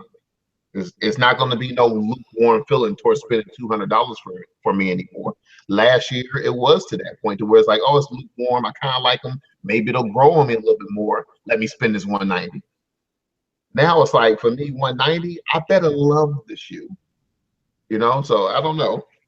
I want to get Beer Jedi said, I regret half my City Blue haul, but that deal made me jump. Now I'm trying to sell them. And that's my problem, is those deal sneakers. But the funny thing about the deal sneakers for me is I wear them. My Jordans is harder to wear because I don't want to break them down or, you know, get them filthy or whatever, because you spend a decent amount of coin on them. So I don't know. What you got, OG, over there? You're studying something. What you got? No, I was trying to get the queen to come downstairs, you know, so that I could you know, have her sit on my lap so I wouldn't feel all lonely over here. Yeah. No, I was trying to get you an answer to your question, but unfortunately, family, she's in her PJ, so maybe another week I'll get her down and we can get her to answer those two questions about, you know, straight from the horse's mouth. What does she think about my collection, and what is her obsessive, you know, kind of, you know, what she wants. Yeah, and you know what? There is another thing. It's bags, but not like how you not Gucci Louis. It's just any kind of bag and baskets. Okay. Definitely those things for certain. Man, this is a good conversation, man. I think we almost at the 9-10 mark, man. This is I can keep going, man. Nah, man, we do need to move on to this dessert because it's some stuff in there. You know, we got to talk about that one thing, and that might take a minute. Yeah, that's true. That's true. And let me hit a couple more comments. Okay, come on. We're just talking about music, and Buckeye City sold the beats and catchy today. That's one thing I can't lie about. I love the beats. I love beats on music more than lyrics at times. But then again, you know, when Nas and Jay-Z, they was doing their thing, they just took it to that next level, in my opinion. But the beats be fire on some of these songs. But it's like after a while, the love for that beat goes away because I don't understand what they saying, man. Some of that dun dun dun dun dun. That I don't know what I don't know, man. I don't know what this dude is saying, man. Look, and Sneakerhead Clothing Line, I saw you said I was clowning you earlier about your Behringer board. I wasn't clowning you. I was just letting you know that I knew what you was on. That was all, bro. I wasn't trying to clown you. It was just like, you know, if you see a nice Corvette or something, Behringer is the truth. You know, you ain't got to spend a whole bunch of money to have good quality stuff. And, you know, they might have started off, you know, kind of in the FUBU lane, but, you know, they real players now. So nothing wrong with that, bro. Respect. Anyway, I digress. That was like a sidelight, but I meant to make that to his comment earlier. I can't stand Migos, but I be tapping my foot. That's hilarious. I can't lie, man. With the music, I'm sorry, I'm a little off, man, but I did bring up the music analogy. But with the music, man, when I go to that gym, man, them beats that be bumping, that's when I be like, oh, I'm hitting them weights and all that and doing the cardio. And that's when I can listen to that new stuff, man. But if I'm in the car, I'm like, man, what these dudes talking about, man? I don't know. What music do you listen to when you're working out? Like your go-to joint? Oh, man, it's so much, man. I go to. I can't, man. I got so much stuff, man. I got so much stuff right now. DJ Khaled is probably number one right now. You know what I'm saying? As far as working now, so the DJ Khaled is probably number one. Hey, man. Oh, now I have to do the introduction. Hold on. Put that in your ear so you should be able to. You hold it. Okay. Yeah, in fact, OG, you have to do the formal introduction, man. Let's give us a formal introduction as to what we're witnessing right now. Nah, see, Dab said his wife on the show, and we were talking about a specific thing. So I had to get you down here because I couldn't answer for you. And the answers that I was given were not acceptable. But everybody, this is my sneaker mama. I just call her the queen, so y'all could just call her the queen. And she was kind enough to come downstairs because she was resting, and I just bugged her to come down. But thank you. We thank you. That he wanted to ask. So I'm gonna let him ask the questions, and then you can give the answer because they were like I was fronting. So this is great. This is gonna be great right here. Okay. The first question I had is, what do you think about OGSneekerz sneaker collection? It's impressive. It's impressive. Okay, that's a great answer. Do you feel as if it is a bit of a obsession or a little compulsive? Do you ever go down that road of thinking, or it's just something that you're impressed by? You can answer honestly. I don't know that it's obsessive. I think that some people develop passions around certain things, and they express their passion at different levels of degrees. And he just has an intense passion for sneakers. Gotcha. Okay, that's awesome. I feel like I got a passion too. We were actually talking about sneaker collecting, and if it's a bit embarrassing to admit it, but I guess the other question that I did have too is I was talking about my wife. She goes by Shoe Mama. that the first obsession that she had that was other than sneakers was collecting purses and bags, and we wanted to know what was, you know, your I don't think it's sneakers, but what would you consider your collecting obsession, or something that you would like to purchase that, you know, other people might think like, oh, that's kind of, you know what I mean? What would be yours? I don't really have anything that rivals my husband's passion. I did have early in life, I have a passion for fine ink pens and books. Okay. So, Like first edition type books, or just books in general? just books in general. I'm an avid reader. And Okay. if I were to collect anything, I think it would be ink pens. Okay. So we're So you talking want to know what I said? This is like the, you know, let me lift up the card. foot and mouth time. I said pots and pans. Well, good pots and pans. And not good pots and pans. I'm sorry. Good cookware. Cookware. And I couldn't think of the name. It is not a pot or a pan. It is Cookware. Thank you. And I couldn't remember the name of the Le Creuset. Le Creuset. But somebody in the chat, my cousin Beer Jedi, he was like, he knew, he put it right out. I couldn't describe the name. The other thing I said was some bags and baskets. I like handmade items, and I collect seagrass baskets. Okay. And handbags I've kind of gotten past because they are, you know, they don't hold any value. You're absolutely right. I got we're sitting on about 30 or 40 bags just sitting there, you know, because they fall out of style a little bit faster too than I think than the actual sneaker will. And then, like you said, the value is just right. not And there. they don't make them like they used to. A lot of the stuff is just it's not well made. Yeah, I agree. We go to the Coach outlet a lot of times, and you just see the same signature bags that there's no leather on it, no quality, fitting's bad. So yeah, I agree with you there. So that was just a couple of the questions that we had. We thank you. You say the Queen. Am I allowed to say Queen? You can say that, absolutely. I just wanted to make sure. So that's the Queen way.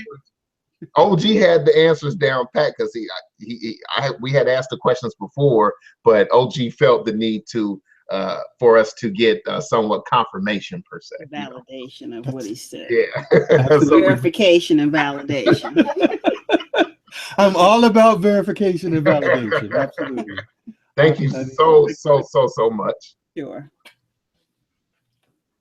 All right, so now I don't feel so bad. I feel like that I was able to deliver the information straight from the Queen. That's dope. That's dope, man. I like this. This is probably the episode 7. I'm gonna mark this as the best episode so far. You might not agree. No, bro, I'm with you because I'm very very happy, and you know, glad that you know, I've always, you know, encouraged and, you know, said before as we were talking, you know, anytime Shoe Mama want to come on, I'm with that. So, and the fact that the Queen actually made an appearance, that's a big deal, bro. That's really a big deal. That's what's up, man. It's nice to, you know what I'm saying, get definitely that support for what we doing, you know what I'm saying? Because like I said, at times I was like, you know, sometimes she'll be like, but now she like fully supports it. You know, I'm making sure the family's straight, you know what I mean? And, you know, it is what it is, man. You know, you gotta have something in life that you literally do enjoy, you know, or you gotta have a passion for something, you know what I mean? If it wasn't this, like Beer Jedi said, it could be other vices and negative vices. Yep, no doubt. This vice has a value to it, you know what I mean? And I think it's fun. It can be, but it can be obsessive at times, in my opinion. No doubt. Sneakerhead clothing line. My daughters get the Black Christmas Barbie every year for like the last, I want to say 7 or 8 years, and they're not really into them like that, but my wife always makes sure they have them. So no doubt, that's something that goes in our family as well. Are we ready to make the turn to the dessert, man? Are you gonna make part 2 for episode 8? Or can we let this rest for now, or you got some more over there? I'm not trying to rush you, so not trying to say that. Man, I'm good, man. I'm good. I'm good. I think I'm. Hold on one second. I was trying to pull up the photos for the next segment, and I think I messed up. Let me see. Am am I up now? Am I okay now? Yeah, I see you. I got you. All right, coolness. All right, I was trying to pull. Let me see something real quick one more time and see if it works. But I wanted to pull up the topic of this discussion for desserts. It was the 5 decades of basketball pack, and then there was an interesting video that OGSneekerz did do this week. So let me see if I can pull out that pack. I think here it is right here, and that's the pack. That's the dessert this week. Me personally, this is I think a dessert that OGSneekerz is feeling a little bit more than I am. But which one or two, like if you were to buy 2 sneakers out of this pack, OG, which 2 would be the ones you would go like, oh, this is it right here. I got to have these 2. Wow. Can I? Okay. All right. Can I say 2 and a possible? 2 in a pile. Okay. Wow. So you trying to go ham then? Okay. For some reason, it's just something about those foams that really speak to me. So the foams, definitely the LeBrons. I'm not hating on the fact that they're not like the OG wheats. And then whatever that white one, spacey looking one, just intrigues me. Okay. So that's my possible, but definitely the foams and the LeBrons. And like I said, I don't know the exact name of this one here, but I hope you guys can see it while I'm speaking. But that joint right there with that old Jason Kidd bottom, that maroon hit, and they got the Banchetta 10 hit in the back, those would be the ones I would get. But I already know they're gonna try to charge me out the you know what to get them. I bet you they'll be 200 plus. Hopefully not. Hopefully I'm wrong. But I mean, they're talking $300 for the foam, right? Yeah, and that might be the thing that keeps me off the meat wagon. I'm hoping that because the global release of these is supposed to be around that All-Star weekend, so I'm hoping that somewhere in New Orleans I'll get a chance to get my eyes on them and see if I really want to make that type of investment. I put away a few coins to kind of stretch out a little bit while I'm down there, hoping that somebody does a pop-up or something like that. Or they do like when they were in New York with the All-Star game, they had like a bus where you could go around. You had to make a reservation for it, and then buy whatever the All-Star kicks were and some other stuff. So I haven't seen anything that they're doing like that, but I was hoping that I'll be able to at least see them in hand and be able to make a better decision. But sight unseen, I would say definitely LeBron's. The price point is in a more comfortable area. The foams at 300 or something that I gotta really think about before if I did it, had to do it without seeing them. What's the price point on the LeBron? I thought I saw that it was gonna be around 175, but maybe I'm confusing that with something else. So I could be wrong. I mean, it certainly could be well over that, and I would still, if it was in the 250 or less, I think I'd be okay with it. Okay. It's just that over where it gets a little hinky. Where for me at least, I got to have a little bit more thought about it. So this week we had an interesting video from OGSneekerz. He was talking about and we did talk about this a little bit last week about the Black History Month release. Yeah, let me just before we get there. Sure. Also, one of the collections that we talked about too, just having some discussion about is the All-Star collection. Those what are they calling them? Camouflage or the 6s, and then there's a 1 and also a 31 that are part of that. Let me see if I can. You want to bring that up or you want me to look for it? Let me see if I can find it. I know it's in here somewhere. You're talking about the 6s and the 1s that's coming out? Yes.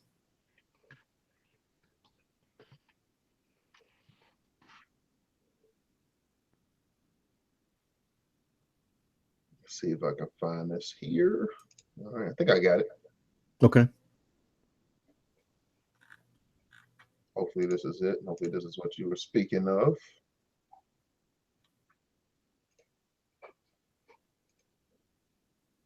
Okay, so we're talking about those ones right there. Yes. And I said my computer's a tad bit slow, so excuse me, family, for that. But yeah, that picture right there, they banging, ain't they? You get like at the clear bottom with the iridescent looking leather going on. Hopefully the leather is nice on them. I'm not 100% sure, but they look pretty good. 175 is supposed to be the price point on those. Like you got a Jordan 31 that's coming out. That's part of the All-Star look, which you know, they went up $15 for those. Well, those don't actually look that bad to me, but it's definitely a pass. And then these bad boys right here, this Air Jordan 6 All-Star, I think that's the one that the majority of people is going to be, you know, feeling besides the one. So they're talking 225 for those bad boys right there. So OG, what's your thoughts on those? I know you're going to hit up the All-Star game, man. Which one piques your interest the most and the least? I would say for me, the 31 is the least. The one is probably the most, only because sixes is not a silhouette that I kind of go back and forth about it. You know, I've got a few sixes in my collection, but I would say for the sixes, I just have to kind of see them in hand before I would make a decision about it. But just off the bat, the ones, I could probably do without the silhouette. It's not like I saw it and I'm like, ooh, gotta have it. But if I had to pick one, I would say the ones for me. But who knows? What about you? You still there, Dabs?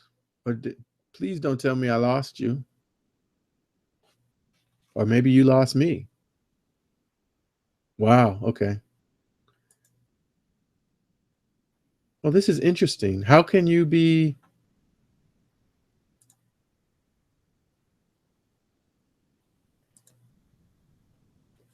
Yes, I'm still here. This is crazy. No, I'm not going to stop the broadcast.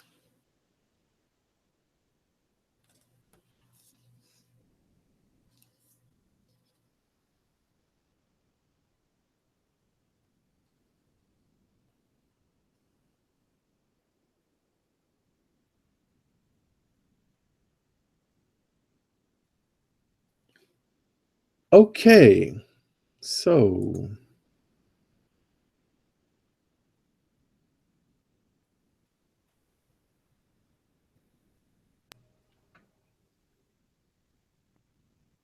Okay, I'm back.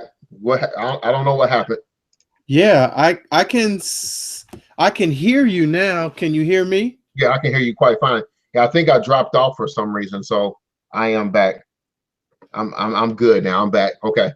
I'm sorry. Go ahead, OG. What was you speaking about? You said the one was the one that you were really digging, but the 6 was kind of in the middle, and the 31 was definitely a pass, correct? Yes, yeah. I just sixes for me is just not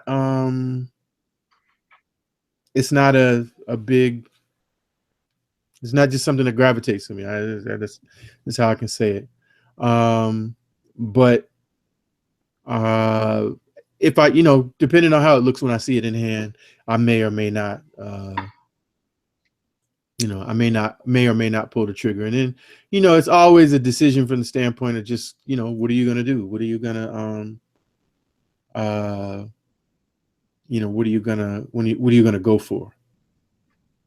Yeah, I heard locally that they're going to have the 6s in my area, which I was surprised because I was thinking those would be fairly limited, and then they said they would have the 1s too. So it's a house of hoops, but they usually don't get everything per se. Like when a Yeezy comes out or whatever, they never get that. So I was a little bit surprised when they said they were going to have both those shoes. So if I am to choose one, it probably would be the one. I'm just that 6 for some reason.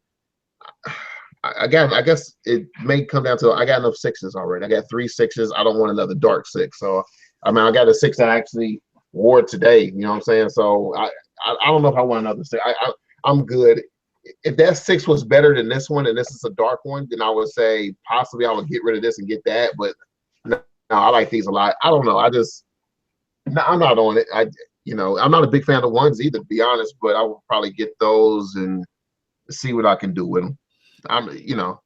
Yeah, I'm gonna try to make, you know, like you know, an educated decision about it. There was a time where, as long as my money was running, I'll be, doing it. But just to have the opportunity to, to go to have to move my phone because it's giving me some crazy things in my headset.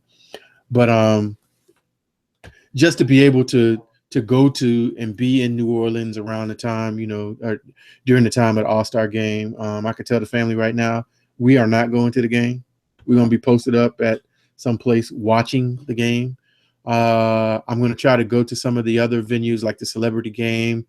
If I'm going to spend a lot of money on a ticket, I'm probably going to try to go to the Saturday night with the 3-point and the slam dunk. The tickets for the game are just too high. And to be, I just figure the Superdome is, trying to put a basketball venue in a football stadium. So, like the nosebleed seats are really nosebleed seats. And I just rather be posted up in a nice location with some big screens and, get some good food and just hang out with my peeps. So unless something changes, I don't anticipate that I'm going to go to the game per se, but definitely going to hit up, kind of all the surroundings and give everybody a flavor of what's going on. But when that All-Star game was in Dallas, was it in the Cowboy Stadium, or did they actually have it in the where the Mavericks play? I don't know, because I would say is probably where the Mavericks play, because I don't know that the new Stadium was built yet when they had it in Dallas. So they're going to have that in the Superdome? That sounds crazy. Yeah, that'd be a terrible ticket to sell. They've had other basketball. They set it up as a basketball. I think they had Final Four in the Superdome before. So yeah, I sat in the Colts Stadium before watching the game, and we were pretty high up. And like you said before, man, it's almost better just to watch it on TV. Yeah. So and it's not so much the venue for me as much as if I go to that game, I want to be like have a certain level of closeness, and if I can't get that for what they're asking for the tickets, nah, bro, I can't. People in the chat saying that it was in Cowboy Stadium at the time. Wow. Okay. Yes, that sounds even crazy. If you got to sit all the way up there, man, that's like 100,000 seats. I heard. Depending on how the venue is set up. Yeah. Wow. Freshly new. So that's cool. I didn't know that, but definitely looking forward to that. But so let's talk about this Black History Month collection, man. Let's do it. Hopefully, the family saw the video that I made. And if you didn't, after this is over, if you're so inclined, check it out. But for me, just in the synopsis, the Black History Month collection for Nike, and even for some of the other shoes, because I have some Puma Black History Month shoes. They've done a collection the last couple years. This past collection for Puma was like celebrating the lineage of Walt Frazier, with Puma.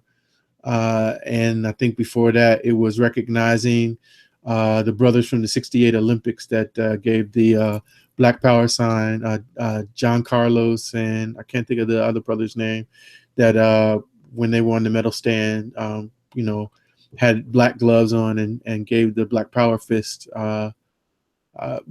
getting their medals, and caused them to lose their medals and so on and so forth. But that was part of what Puma did. And I think Adidas has honored Arthur Ashe this year. And before that, last year it was Jesse Owens. And the year before that, it was Kareem Abdul-Jabbar. So I, follow and have a few of the Black History Month shoes from Nike. And one of the things when I first kind of got on them, it was, the fact that they were giving back to the community in terms of some of the proceeds, not unlike the Dornbecker situation.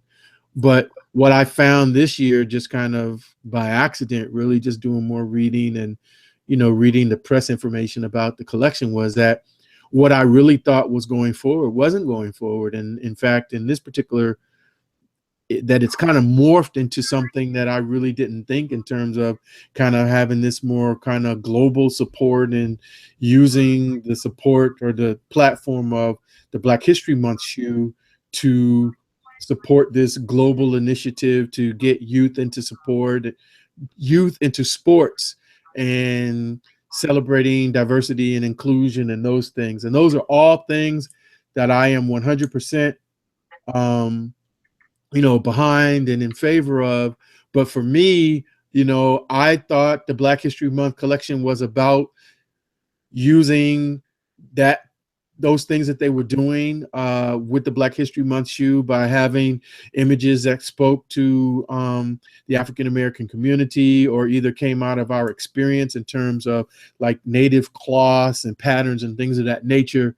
And that those things, not unlike the Dorenbecher collection, who 100% of the proceeds go to collecting or to support the Dorenbecher Hospital, that these were going to be for Black charities and Black, things in the Black community. And I found that was not necessarily the case. And as I tried to discuss in my video, and also we were discussing earlier, I found out that wasn't necessarily the case. And I was disappointed. When we talked about it last week, I raised a question about, was it really pandering? And I think, in fairness, maybe that was a heavy-handed statement in terms of pandering, because there is a certain amount of marketing that is pandering. I mean, you're pandering to your market audience. That's what businesses do, to get the attention and to get sales. So, I mean, I understand business enough to realize that, but I was disappointed. And one of the things I didn't say in my video, but I shared before with you earlier, was not only was I disappointed in what I found, but I was also disappointed in me, because I made a decision to do something partially based on something that I didn't have the full information about, and I made some assumptions. And I found out, that the assumptions were not were not all valid. And so, I put out that video, and I guess one of the things that came out of that for me was, not, because my thought process wasn't already all the way 100% completed. Like, okay, I found this out. Now, what am I going to do? That, I hope that I didn't confuse people, or, I wasn't trying to lead any people, or, have a revolt or anything like that. It was more just like me saying, hey, this is what I think, and this is really jacked up. Also wondering, were there other people that had the same question? Because I'd never seen anybody, in the circles that I've been in, write or say anything or even raise a question about that until it kind of, till I found it on my own. Not to say that nobody hasn't, but I had not seen it before. So, it was really just kind of trying to have an open conversation with the family, and, and still am, and soliciting kind of thoughts about, what I found and what I shared, and, what might be a good end game, if you will, or, approach to addressing what I found. Okay. I don't know. What did you think about it when you saw it, man? What was your thought about the video? I thought all the points were definitely, valid in what you were speaking of. But, I think for what we have to do, like we were talking before, I think this is one of the cases to where, you're not going to really have a resolution if people are looking for that, for you to give them a resolution, or I really don't even think they should be concerned what you want to do with, the end game, or, I don't like the fact that Nike is doing this. So, are you going to buy Nikes? That's not their concern. What are they going to do about it if they feel passionate about it? So you kind of led me on that kind of a path, because, Nike is going to do what they're going to do. They're a corporation just like any other. We know that Nike is not the only company that panders during, especially the month of February. I think McDonald's, they pander to us all the time, where they show us singing, "Can I get a big pick too?" That's pandering to me. Or the Popeyes commercial or things like that. They're pandering to our people. So, has your chat stopped? Like, I see no other comments. My last comment was like 9:37, and Buckeye City Soul was saying that his sound had gone out. No, I'm not sure. I think we're good. I know we're still live. Okay. But so other companies do it, and especially during this month. So I don't know what the answer is, but it has to be what's best for you. So if somebody has taken that soul food that you did give them with that particular video, then they need to internalize what was said and then try to reflect on it and then think about maybe there's something I can do. Maybe it's more volunteer work I can do for my community, or maybe if I buy a shoe, I can donate a shoe, or whatever they want to do that makes them feel like they're making a difference. But by no means, I don't think that anybody that watches that video should, come at you or come at the situation and say, oh, all right, what are you gonna do? That's garbage to me. So it was more or less a thought-provoking piece, and it to me it deserves more thought as well. As if I do want to do something, I don't care about what Nike's doing, because every company does pander around this time. So what am I going to do? So that was my thought process to the video. No, I appreciate that. And I also, in this discussion, I also need to shout out my dude, D Law. He called me earlier today because he, always checks out the vids when they post, and he works in the evening sometimes, so I don't necessarily know that he's able to watch Soul Food until after we do it. But he had saw that video, and he was like, man, I was just telling him about a situation, because I kind of double posted what I do on my Instagram feed. For those people who follow me, sometimes I'll make a post on Instagram of a particular video, and then I'll link the video in my bio on Instagram. So, just let, another section of people know what's going on. And had gotten some comments that just kind of, for a minute, I was just kind of confused about. And, he did, call and made some really kind of points to help me, kind of get back on track. Cause I'm still relatively new in this kind of YouTube space. So sometimes, just kind of making your way through certain situations.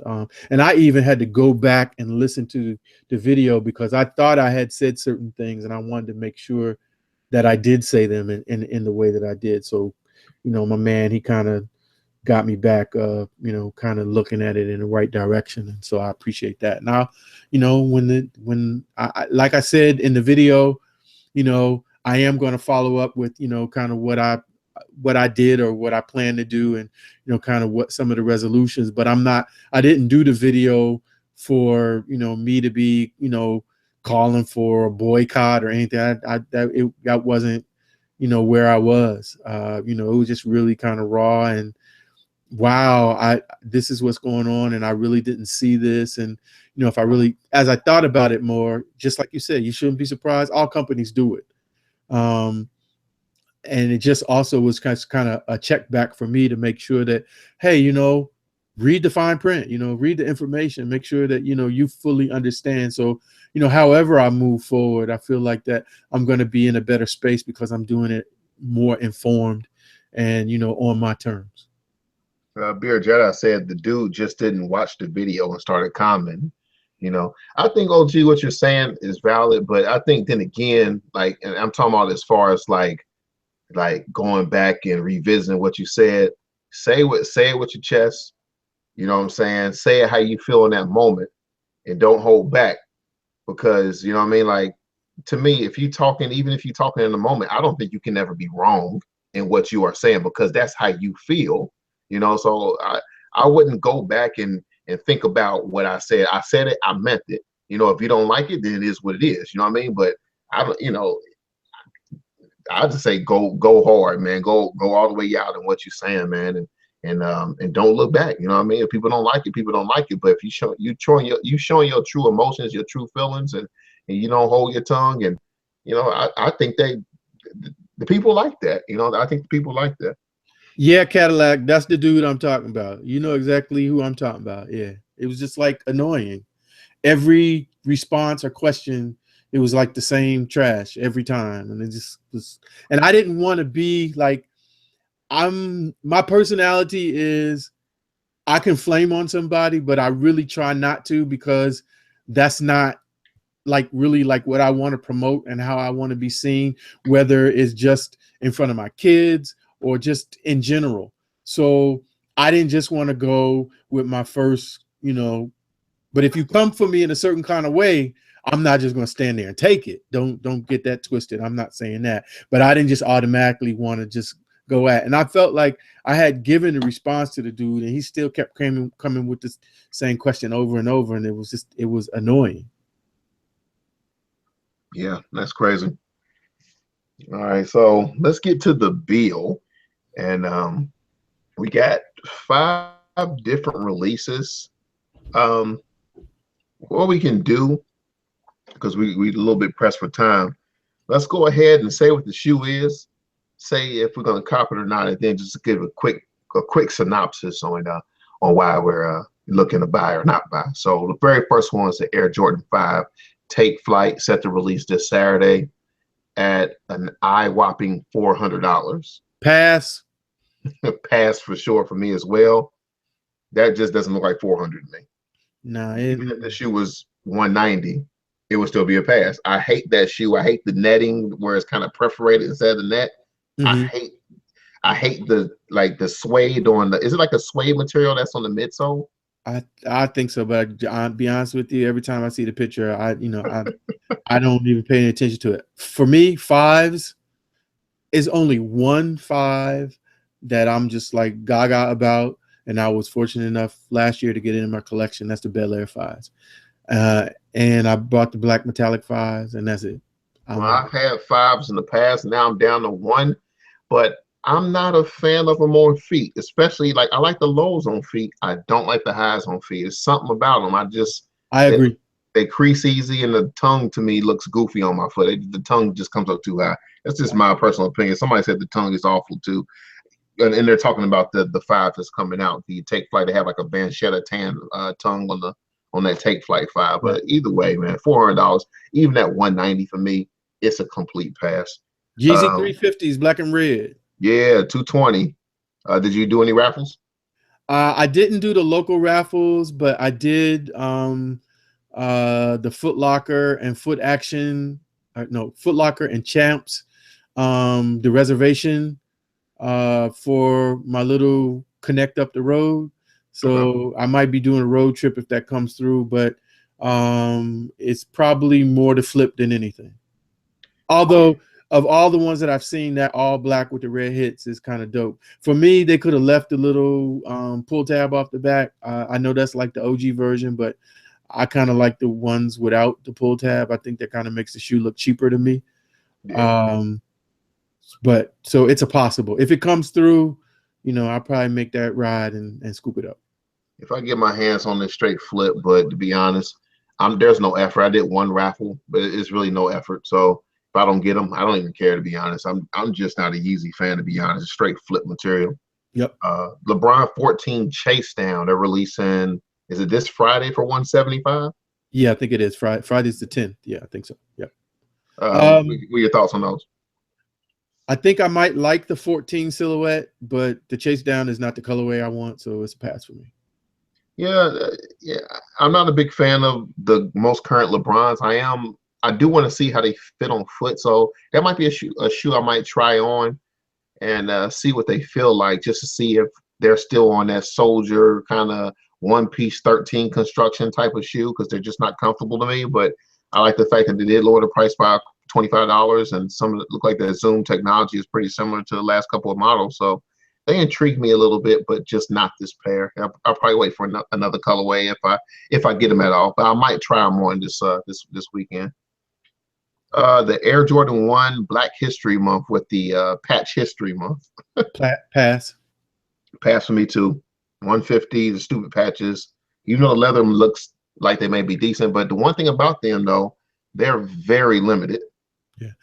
I did see Jumpman did a live joint on his Facebook earlier tonight, and he was that was one of the shoes that he was featuring. Said that the leather is stupid dope. It's beyond shatter backboard, but it's still a pass for me. I don't care. Wow. If it's like that, I may, you know what I'm saying? Because at first I thought it was like that fake tumble. Then I started seeing other pictures like, oh, this that real leather. The patches are dumb, but these bad boys are dumb limited, man. I don't know if anybody in my state even has them. You know what I mean? It's crazy. They're crazy limited. So where I am is I wouldn't even flip them.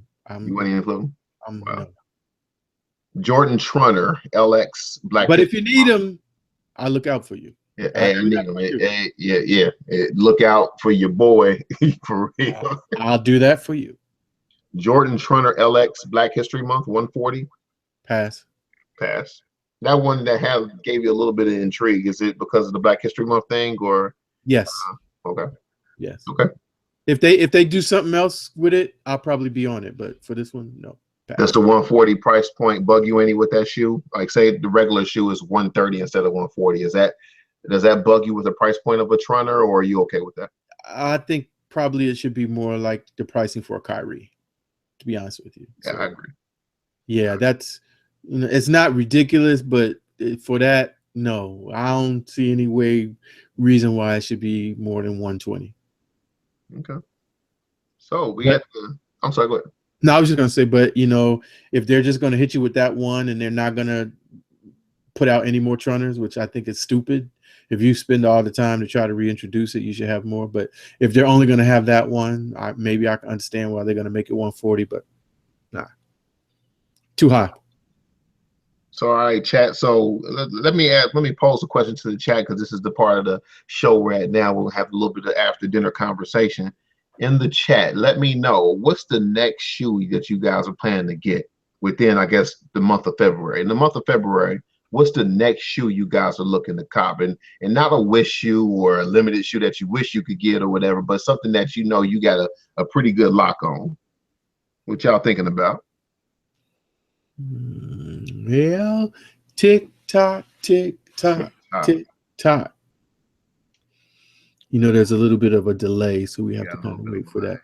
Beyond Shattered Backboard, Lord, can it even get better than the Shattered Backboard? The Beer Jedi said the alternate eights. He was definitely. I remember him telling me that too. The alternate eights were the ones that he's feeling.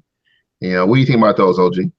I'm on that. I'm not really a big fan of eights, but when I saw the picture, it was kind of like the Royals. As a matter of fact, I still have them with me. It was kind of like these when I first saw them.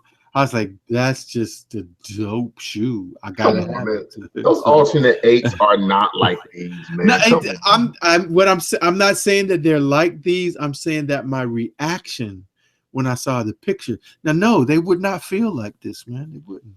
Leave me alone. Talk. So with the the alternate eights have the perforated leather. Does that bother you?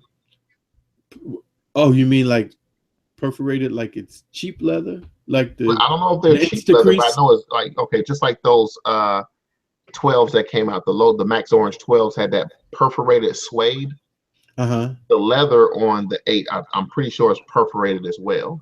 Would that pose a problem to you, or did you think it was like just straight leather? So the thing that gave me that really good feeling about it was the just the pictures, just just something about the way the colors were and how it was on that particular silhouette. It just really spoke to me aesthetically. So I wasn't really looking at the quality of the materials or anything like that. Gone Postal 28 said the All-Star ones. Like I said, to me, the All-Star ones is more of a strategy move. If I can flip them, but there might be so many out there that I don't know if the flip would even be worth it. So I'm sick of ones, to be honest. Me personally, I'm just sick of them. There's too many coming out. I'm sick of one. So, if there's no resale money to it, it's a pass for me. Yeah, I can't say that I need to be sick of ones. Let me say it that way, because there was hella ones that dropped in last year and even coming through, and it was like, to me, sometimes you can get stuck. Like we were talking earlier in the week, and I was telling you, I got hella 10s, trying to run behind that city pack, and now I'm looking at it, it's like, I might need to divest myself of. Well, if you want to get rid of the Paris ones, you have. Bruh, that's not. You have a bidder right here. No, there will be ones on the list, but that's not one. You could have said something else, but nah, bro. You sick of those Paris 10s, man? I'll give you a fair price for them for sure. Nah, that's not going to happen. Sorry. Bono Magic said the Nike was at the Special Forces Air Force Ones. They have more of those coming out later this month or something like that. Yeah, I think I saw a picture this evening, and a couple other people posted. They have like a blue leather pair and something else, another color. But yeah, I think they may be coming with some new colorways for those. And Beer Jedi, he's telling us to stop bragging. You know what I'm saying? We sitting here molesting these sneakers, man. So he said, stop bragging, man. Stop bragging, OG, with them royalty forward. You telling us to stop bragging on them. Hey, man, I'm just trying to show love. Like some people were trying to show hate on the shoe. I'm just trying to show love for that. That joint is Is it ooh? Oh, Sneakerhead clothing line said the Zebra Yeezy 350 boost on the 25th. You seen the photo? You seen? I think we both seen those. yeah, those are dope. I can't lie. That's a nice. I mean, it's a classic black and white. So yeah, that's dope. Buckeye City Soul next shoe is the Motorsport 4. I don't think those come out this month though, do they? I think that's next. Is that in March? I'm not exactly sure when it is on the calendar, but yeah, I'm a 4 guy, so I'm definitely on those. I've said this before, and I'll keep saying it. I'm just disappointed that they're not gonna do the true OG with the Spike Lee face on the heel. That's I'm feeling some kind of way about that. Yeah, I'm passing on those, man. I like my royalties a little bit better, man. That shoe is more or less a white and a white, black, and a blue with a little bit of gray, correct? It's March the 26th. Yep. I'm passing. I have no, I'm not truly the big fan of blue in my sneakers anyway. If it was to the OG, specifications or whatever, then I would get them, but they're not. Bruh. Wait, ho. Have you seen what's dropping April 1st? No, what was that? The royalty ones. The royalty ones? Yeah, on Sneaker Bar Detroit, they have the confirmed day of April 1st. Royalty ones. I'm about to look at that later on for sure. The black and blue royalty ones. You talking about the royal ones? Sorry, royal ones. Yeah. Oh, I thought. See, when you say royalty, yeah. My bad. Yes, I'm looking right at it, and I'm. Yeah, I know those are slipping. Because I got royalty on my mind. Yeah, you got it on your mind, man. You got. That's what it is, man. The royal ones. Yeah, I didn't know that they had a confirmed date for those joints. April 1st. Ooh. Cadillac Johnson, the Zoom Bonafides, and yeah, for me, I want those badly, but the price point got to be like. It can't be 200. I'm not paying $200 for those shoes. I just, I can't. That all white, it'd be hard to wear, but I do like those shoes, man. If they were at the 150 price point, I will go on them. I don't think people are gonna be filming like that, but then again, I could be wrong. I don't know. Jonathan. Silver Surfer Foams, 804 Kings of Foam said the Silver Surfer Foams. Is that on your radar? I've seen it. I can't say that it's on my list. I'm real choosy about foams, and probably not in any particular, reason why. I think I said it before. I've only got 1, 2. Yeah, I think 2 pairs of foams, maybe 3. And I didn't get the royal foams, but I'm still going to try to loop back and include those, because after I thought about it, it's like, that's the beginning of foams, and I need to have that in my collection. So, but yeah, I'm kind of funny when it comes to foams. I'm not always on everything. It's nice, but for me, it would be a pass. But a dope shoe for sure. Cherry 13s, that's a lock for me. That's locked in. I need those badly. I don't know. Not necessarily a lock for me. I want the He Got Games more than I want the cherries. I agree, but I want both. You know what I mean? I want the Flints. The rest of the 13s that's come out this year. I probably will buy the rest of them, because if they come out with the chutneys, the Flints, I mean the black and the red joints. I think they're supposed to come out with the bread pair, and then you got the cherries. I mean, that's every colorway to me. It's just fire. Man, I need those. I need those badly. So for me, in those ones that you mentioned, He Got Games and chutneys are like 1 and 1A. Then Flints. Then the cherries would be after that for me. So I bet you they don't come out with those He Got Games though. Yeah. Didn't they just come out with those with a pack of, maybe was it last year or 2 years ago. Maybe I'm wrong. No, it wasn't a pack. No, it wasn't. I was trying to think. I keep thinking about those phones that came out with that stupid shoe with the little reflector that came out last year. Oh That yeah. wasn't He Got Game. I can't think of the name of it. I think it's a flight sneaker that came out with the phone last year. The He Got Game phones. So maybe I'm thinking about that for some reason. Oh yeah, they used that name, but it was like I don't understand, why they did that. But yeah, that wasn't obviously the He Got Game 13. All right, leather on the royal ones look dope, no doubt, no doubt. That's Beer John say he's trying to cop 999,999 pairs of the royal ones, and I'm telling you what, I'm trying to cop one more than that. You know what I'm saying? I'm trying to cop one more than that for sure. Oh, but so are you flipping everyone? Or are you Flipping gonna every keep one? pair the first day I can. Every pair the first day I can. I have no interest in ones. So here's what I'm gonna do. Whatever I get, I'm sending to you, and then you just send me the check back. How about that? Well, I got to make the commission. There's got to be a commission. You didn't let me finish. Of course, you're gonna pull out a little bit for that. Absolutely, yeah, I'm good with that. Yeah, flip but them I need to sell them at the store that's hot, not the one that's not. You feel me? Yeah, I feel you. Okay, all right. Just so Flints are a do or die cop, and I agree. The Flints to me I hope they do the materials right, because those Flints, man, I love that colorway, that blue and that. And I'm not big on blue on thing, but just that blue with the gray.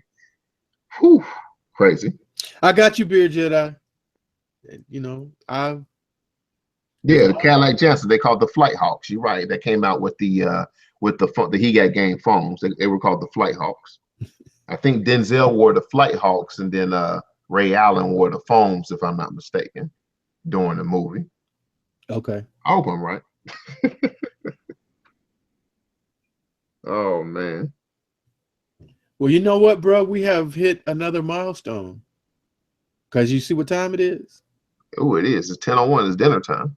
Right. It's physical dinner time. We done busted out the 2 hours quotient, or the 2 hour limit wide open, and the family's still hanging in with us. This is just incredible. It is, man. Salute. It is. I almost don't want to stop, but you got to, what I'm saying? Gotta make sure little guys tucked in at night and get some dinner. You know what I'm saying? Watch a little Hulu. I call it Hulu and chill. I watch Hulu more than Netflix. So I call it Hulu and chill. Maybe we call it. I love Hulu. Well, for me, it's DVR and chill. I have my DVR shows I got to catch up. I'm so far behind on Hawaii 5-0. I got like a whole season I gotta watch, and so I can clear space on my DVR. So got a couple back on Blackish I need to get on, but man, we big we like Master Chef, so they got all the old Master Chefs on there. We go on there and watch that, and we big on those cooking shows. We love it. We not eating it right now, so that's our way of consuming what they that good food. You know what I mean? Cool. One of the things we also talked about, I just throw this out here before we sign it off, is maybe trying to drop in a little spot where every now and again we'll pick a topic, something going on in the current sport, like maybe during football season, something about football, not necessarily something that is was in the news about it, or during basketball season, definitely easy, like chopping it up about the beef between Charles and LeBron or something like that. So y'all let us know what you think about something like that, if that be something you want to see us talk a little bit about. We thought that it would be a good idea. Just want to see how the family feels. Yeah, I like that. They talking about Charles Oakley right now. You know what I'm saying? I didn't see the story yet, but Charles Oakley is that dude. I love Charles Oakley. I love the old Knicks. I love the old NBA. This NBA is cupcake compared to the old NBA. Steph Curry wouldn't get that off. He'd be just like his daddy. His daddy, Dale, was pretty good, you know what I'm saying? But he didn't average no 30 points a game. You know what I'm saying? This new NBA is so cupcake, man. I swear it's cupcake. Woo, boy, I think I touched off something hot, man. King of Foams and Jays said, F Bron. Oh my goodness. So we don't. I'm not going that far. Yeah, but yeah, we're not taking sides like but, that. But no. Oh, you talking about if now we're talking about the Charles Barkley thing? Then I agree. If we're talking about that, but as far as just a player, man, he's a great ball player. But you talking about LeBron versus Barkley? I'm on Barkley's side, man. Barkley was right. You just won the championship, and you talking about what you need. And come on, Deladova and Moskov did not do that much. Now, if he lost Tristan Thompson, I can see where he'd be complaining. But man, they just gave J.R. Smith 13, 14 million a year. They paid Shumpert 10 million a year.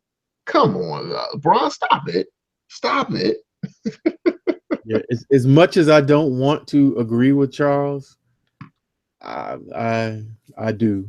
I may not like how he said it, but it is what it is. You got to work with it, and he could feel that way, but to kind of open his mouth and say that, he kind of opened himself up for the criticism he got. So yeah, but I wasn't mad at his response. I mean, maybe he bucked at the wrong time, but I was actually glad to see him finally kind of clap back, because usually he doesn't.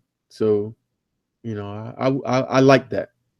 It's crazy I noticed about the league too, that and just like talking about the old school players, a lot of these old school players, man, they still like even Tim Duncan, he was still in the league, man. Like Tim Duncan should have been out the league, or he should have been coming off the bench like Jason Collins or somebody, man. This NBA is too soft. Because back in the day, Tim Duncan at 35, the 40 wouldn't have been playing regular like that. He'd have been coming off the bench like David Robinson used to. It's something about this new NBA that just drives me crazy. It's hard to watch. When the playoffs come, I watch it because it gets a little more intense. But somebody has said something about a common foul too. I remember the Knicks and the Pistons used to beat Jordan down, and they common fouls. They weren't technicals. But now if you touch somebody, it's when they go to the hole, it's a technical now. It's soft. This NBA is garbage to me. But I do agree with Cadillac Jackson. He says, when you question a man's work ethic, you could say, yeah, you don't need nothing. You need to be satisfied and work with what you got. But if they questioning, his work ethic, and I think that was probably more the reason why. Do you really think he was questioning his work ethic, or was he just talking about, do you not want to compete? I don't know if that's work ethic or not, because he's already stated that LeBron is the best player on the planet. I don't know what else LeBron wants from that aspect. So we know he has a work ethic for Charles to call him the best. But to say, do you not want to compete? Compete means, do you want to work for a championship? Do you want everything given to you? That's not how I live life anyway. I don't want everything given to me. I want to work for what I get. Well, so I think that's where he was going with. See, so we like doing the segment, and yeah, that's right. I wasn't really, I would have liked to gone, excuse me, and freshly listen to the interaction, so I would know, kind of, and I could have a more informed opinion. Thank you very much for dragging me down this rabbit hole when all I was just sorry, trying I get passionate. I literally used to love the NBA, and to be honest, I still know most of the players on what teams they're on. My wife was actually quizzing me the other day, what player on this team, because she had the Sports Illustrated, the NBA preview edition. Oh, he's on this team, he's on that team. So I still got I'm familiar with the NBA. I still love the NBA, but I loved it a lot more back in the day when Mike was killing the league, when the competition was as great as when players like Dale Davis, Antonio Davis, Oakley, Buck Williams, Otis Thorpe, they didn't get their due. You know what I mean? They were big dudes. They would knock you down. And you know what? That's the way it was, So that's what I miss, man. These big guys ain't nothing. DeMarcus Cousins, you think he tough? He's nothing. He's nothing. I'm sorry, man. No, look, man. I'm just, like I told you on that other thing, man. On the 80s NBA. I would love to do a whole show on the 80s NBA, man. I freaking loved it, man. You preached the sermon and didn't even give me a chance to sing the opening hymn. So right now, I'm trying to get a benediction, and you getting your second win. I'm sorry about that, man. I'm sorry, man. We talking NBA, man. It's just it's something different to me, man. That 80s ball, man. Like I said, some people might respect the earlier times as well, when the ABA was getting incorporated and things like that. But for me, I can only go with what I know, and I can only compare the current with what I know. And right now, the NBA is nowhere close to when they were in those Jordan glory days. Okay, so we'll that maybe we can combine that with that, conversation that I wanted to have about just in terms as it relates to sneakers. Is Jordan going to be able to sustain the sneaker game? We can kind of, combine those two things together. But we talk. But you know what, family? Now is the time to say goodbye to all our family. Because we've had a great time chopping it up with you tonight. We had two firsts. Yeah. Sneaker Mama and the Queen back to back in the same episode. It's gonna be a long time before that happens again. I don't know about you, but I'm gonna have to pay for that appearance. Like how they say, the appearance fee for somebody. It's an appearance fee. I'm gladly gonna pay for it, but yeah, I'm gonna have to pay for that appearance fee, bro. All right, man. Go ahead and sign us out, man. I'm just gonna say peace. We do have the Sneaker family. We should have some more content coming up tomorrow. Just took a couple of days off. But we'll put up a video tomorrow. I got some things in the shoot, just have not put anything out. But OG, go ahead and sign us out. Absolutely. Yeah, I got at least one other video coming before the weekend, a pickup I've actually had for a minute. And I'm just going to go ahead and do a review on it. Nice shoe. I haven't really seen anybody spotlight it, which is even all the more reason that I want to do it. Like I said, definitely for sure. Next week, I'm going to be on the road in the NOLA. Actually moving in we're going to be in Baton Rouge and a couple other spots, but towards the end of the week, going to be in the NOLA for the NBA All-Star game. So definitely, if you're not already, if you do Instagram, follow me on Instagram because that's the easiest way for me to do a lot of pop-up stuff. I mean, I'm going to be filming stuff, but Instagram does have a feature where you can go live. And if it's something really popping off right away, I'm going to be going live. So if you follow me and I go live, it'll give you a notification. If you have it set that way, that I'm going live. So you'll get kind of some instantaneous kind of feedback of what's going on in the area and kind of see some of the things that I see. But definitely going to be towards the end of the week next week, obviously trying to pop up and share a bunch of things. So, we just really appreciate everybody hanging with us. I don't know what the issue was in the middle where the kind of sound and everything kind of seemed to get crossways. We're going to try to figure that out because we always want to give you a quality show. It's 10-12 and we still got 20 plus hanging with us strong. So, as Dab says, you are the absolute best sneaker family on YouTube. That's no joke. That's real talk. But as always, it's your boy OGSneekerz wishing all of you total sneaker family one love, and we gone. Holla. Peace out, guys.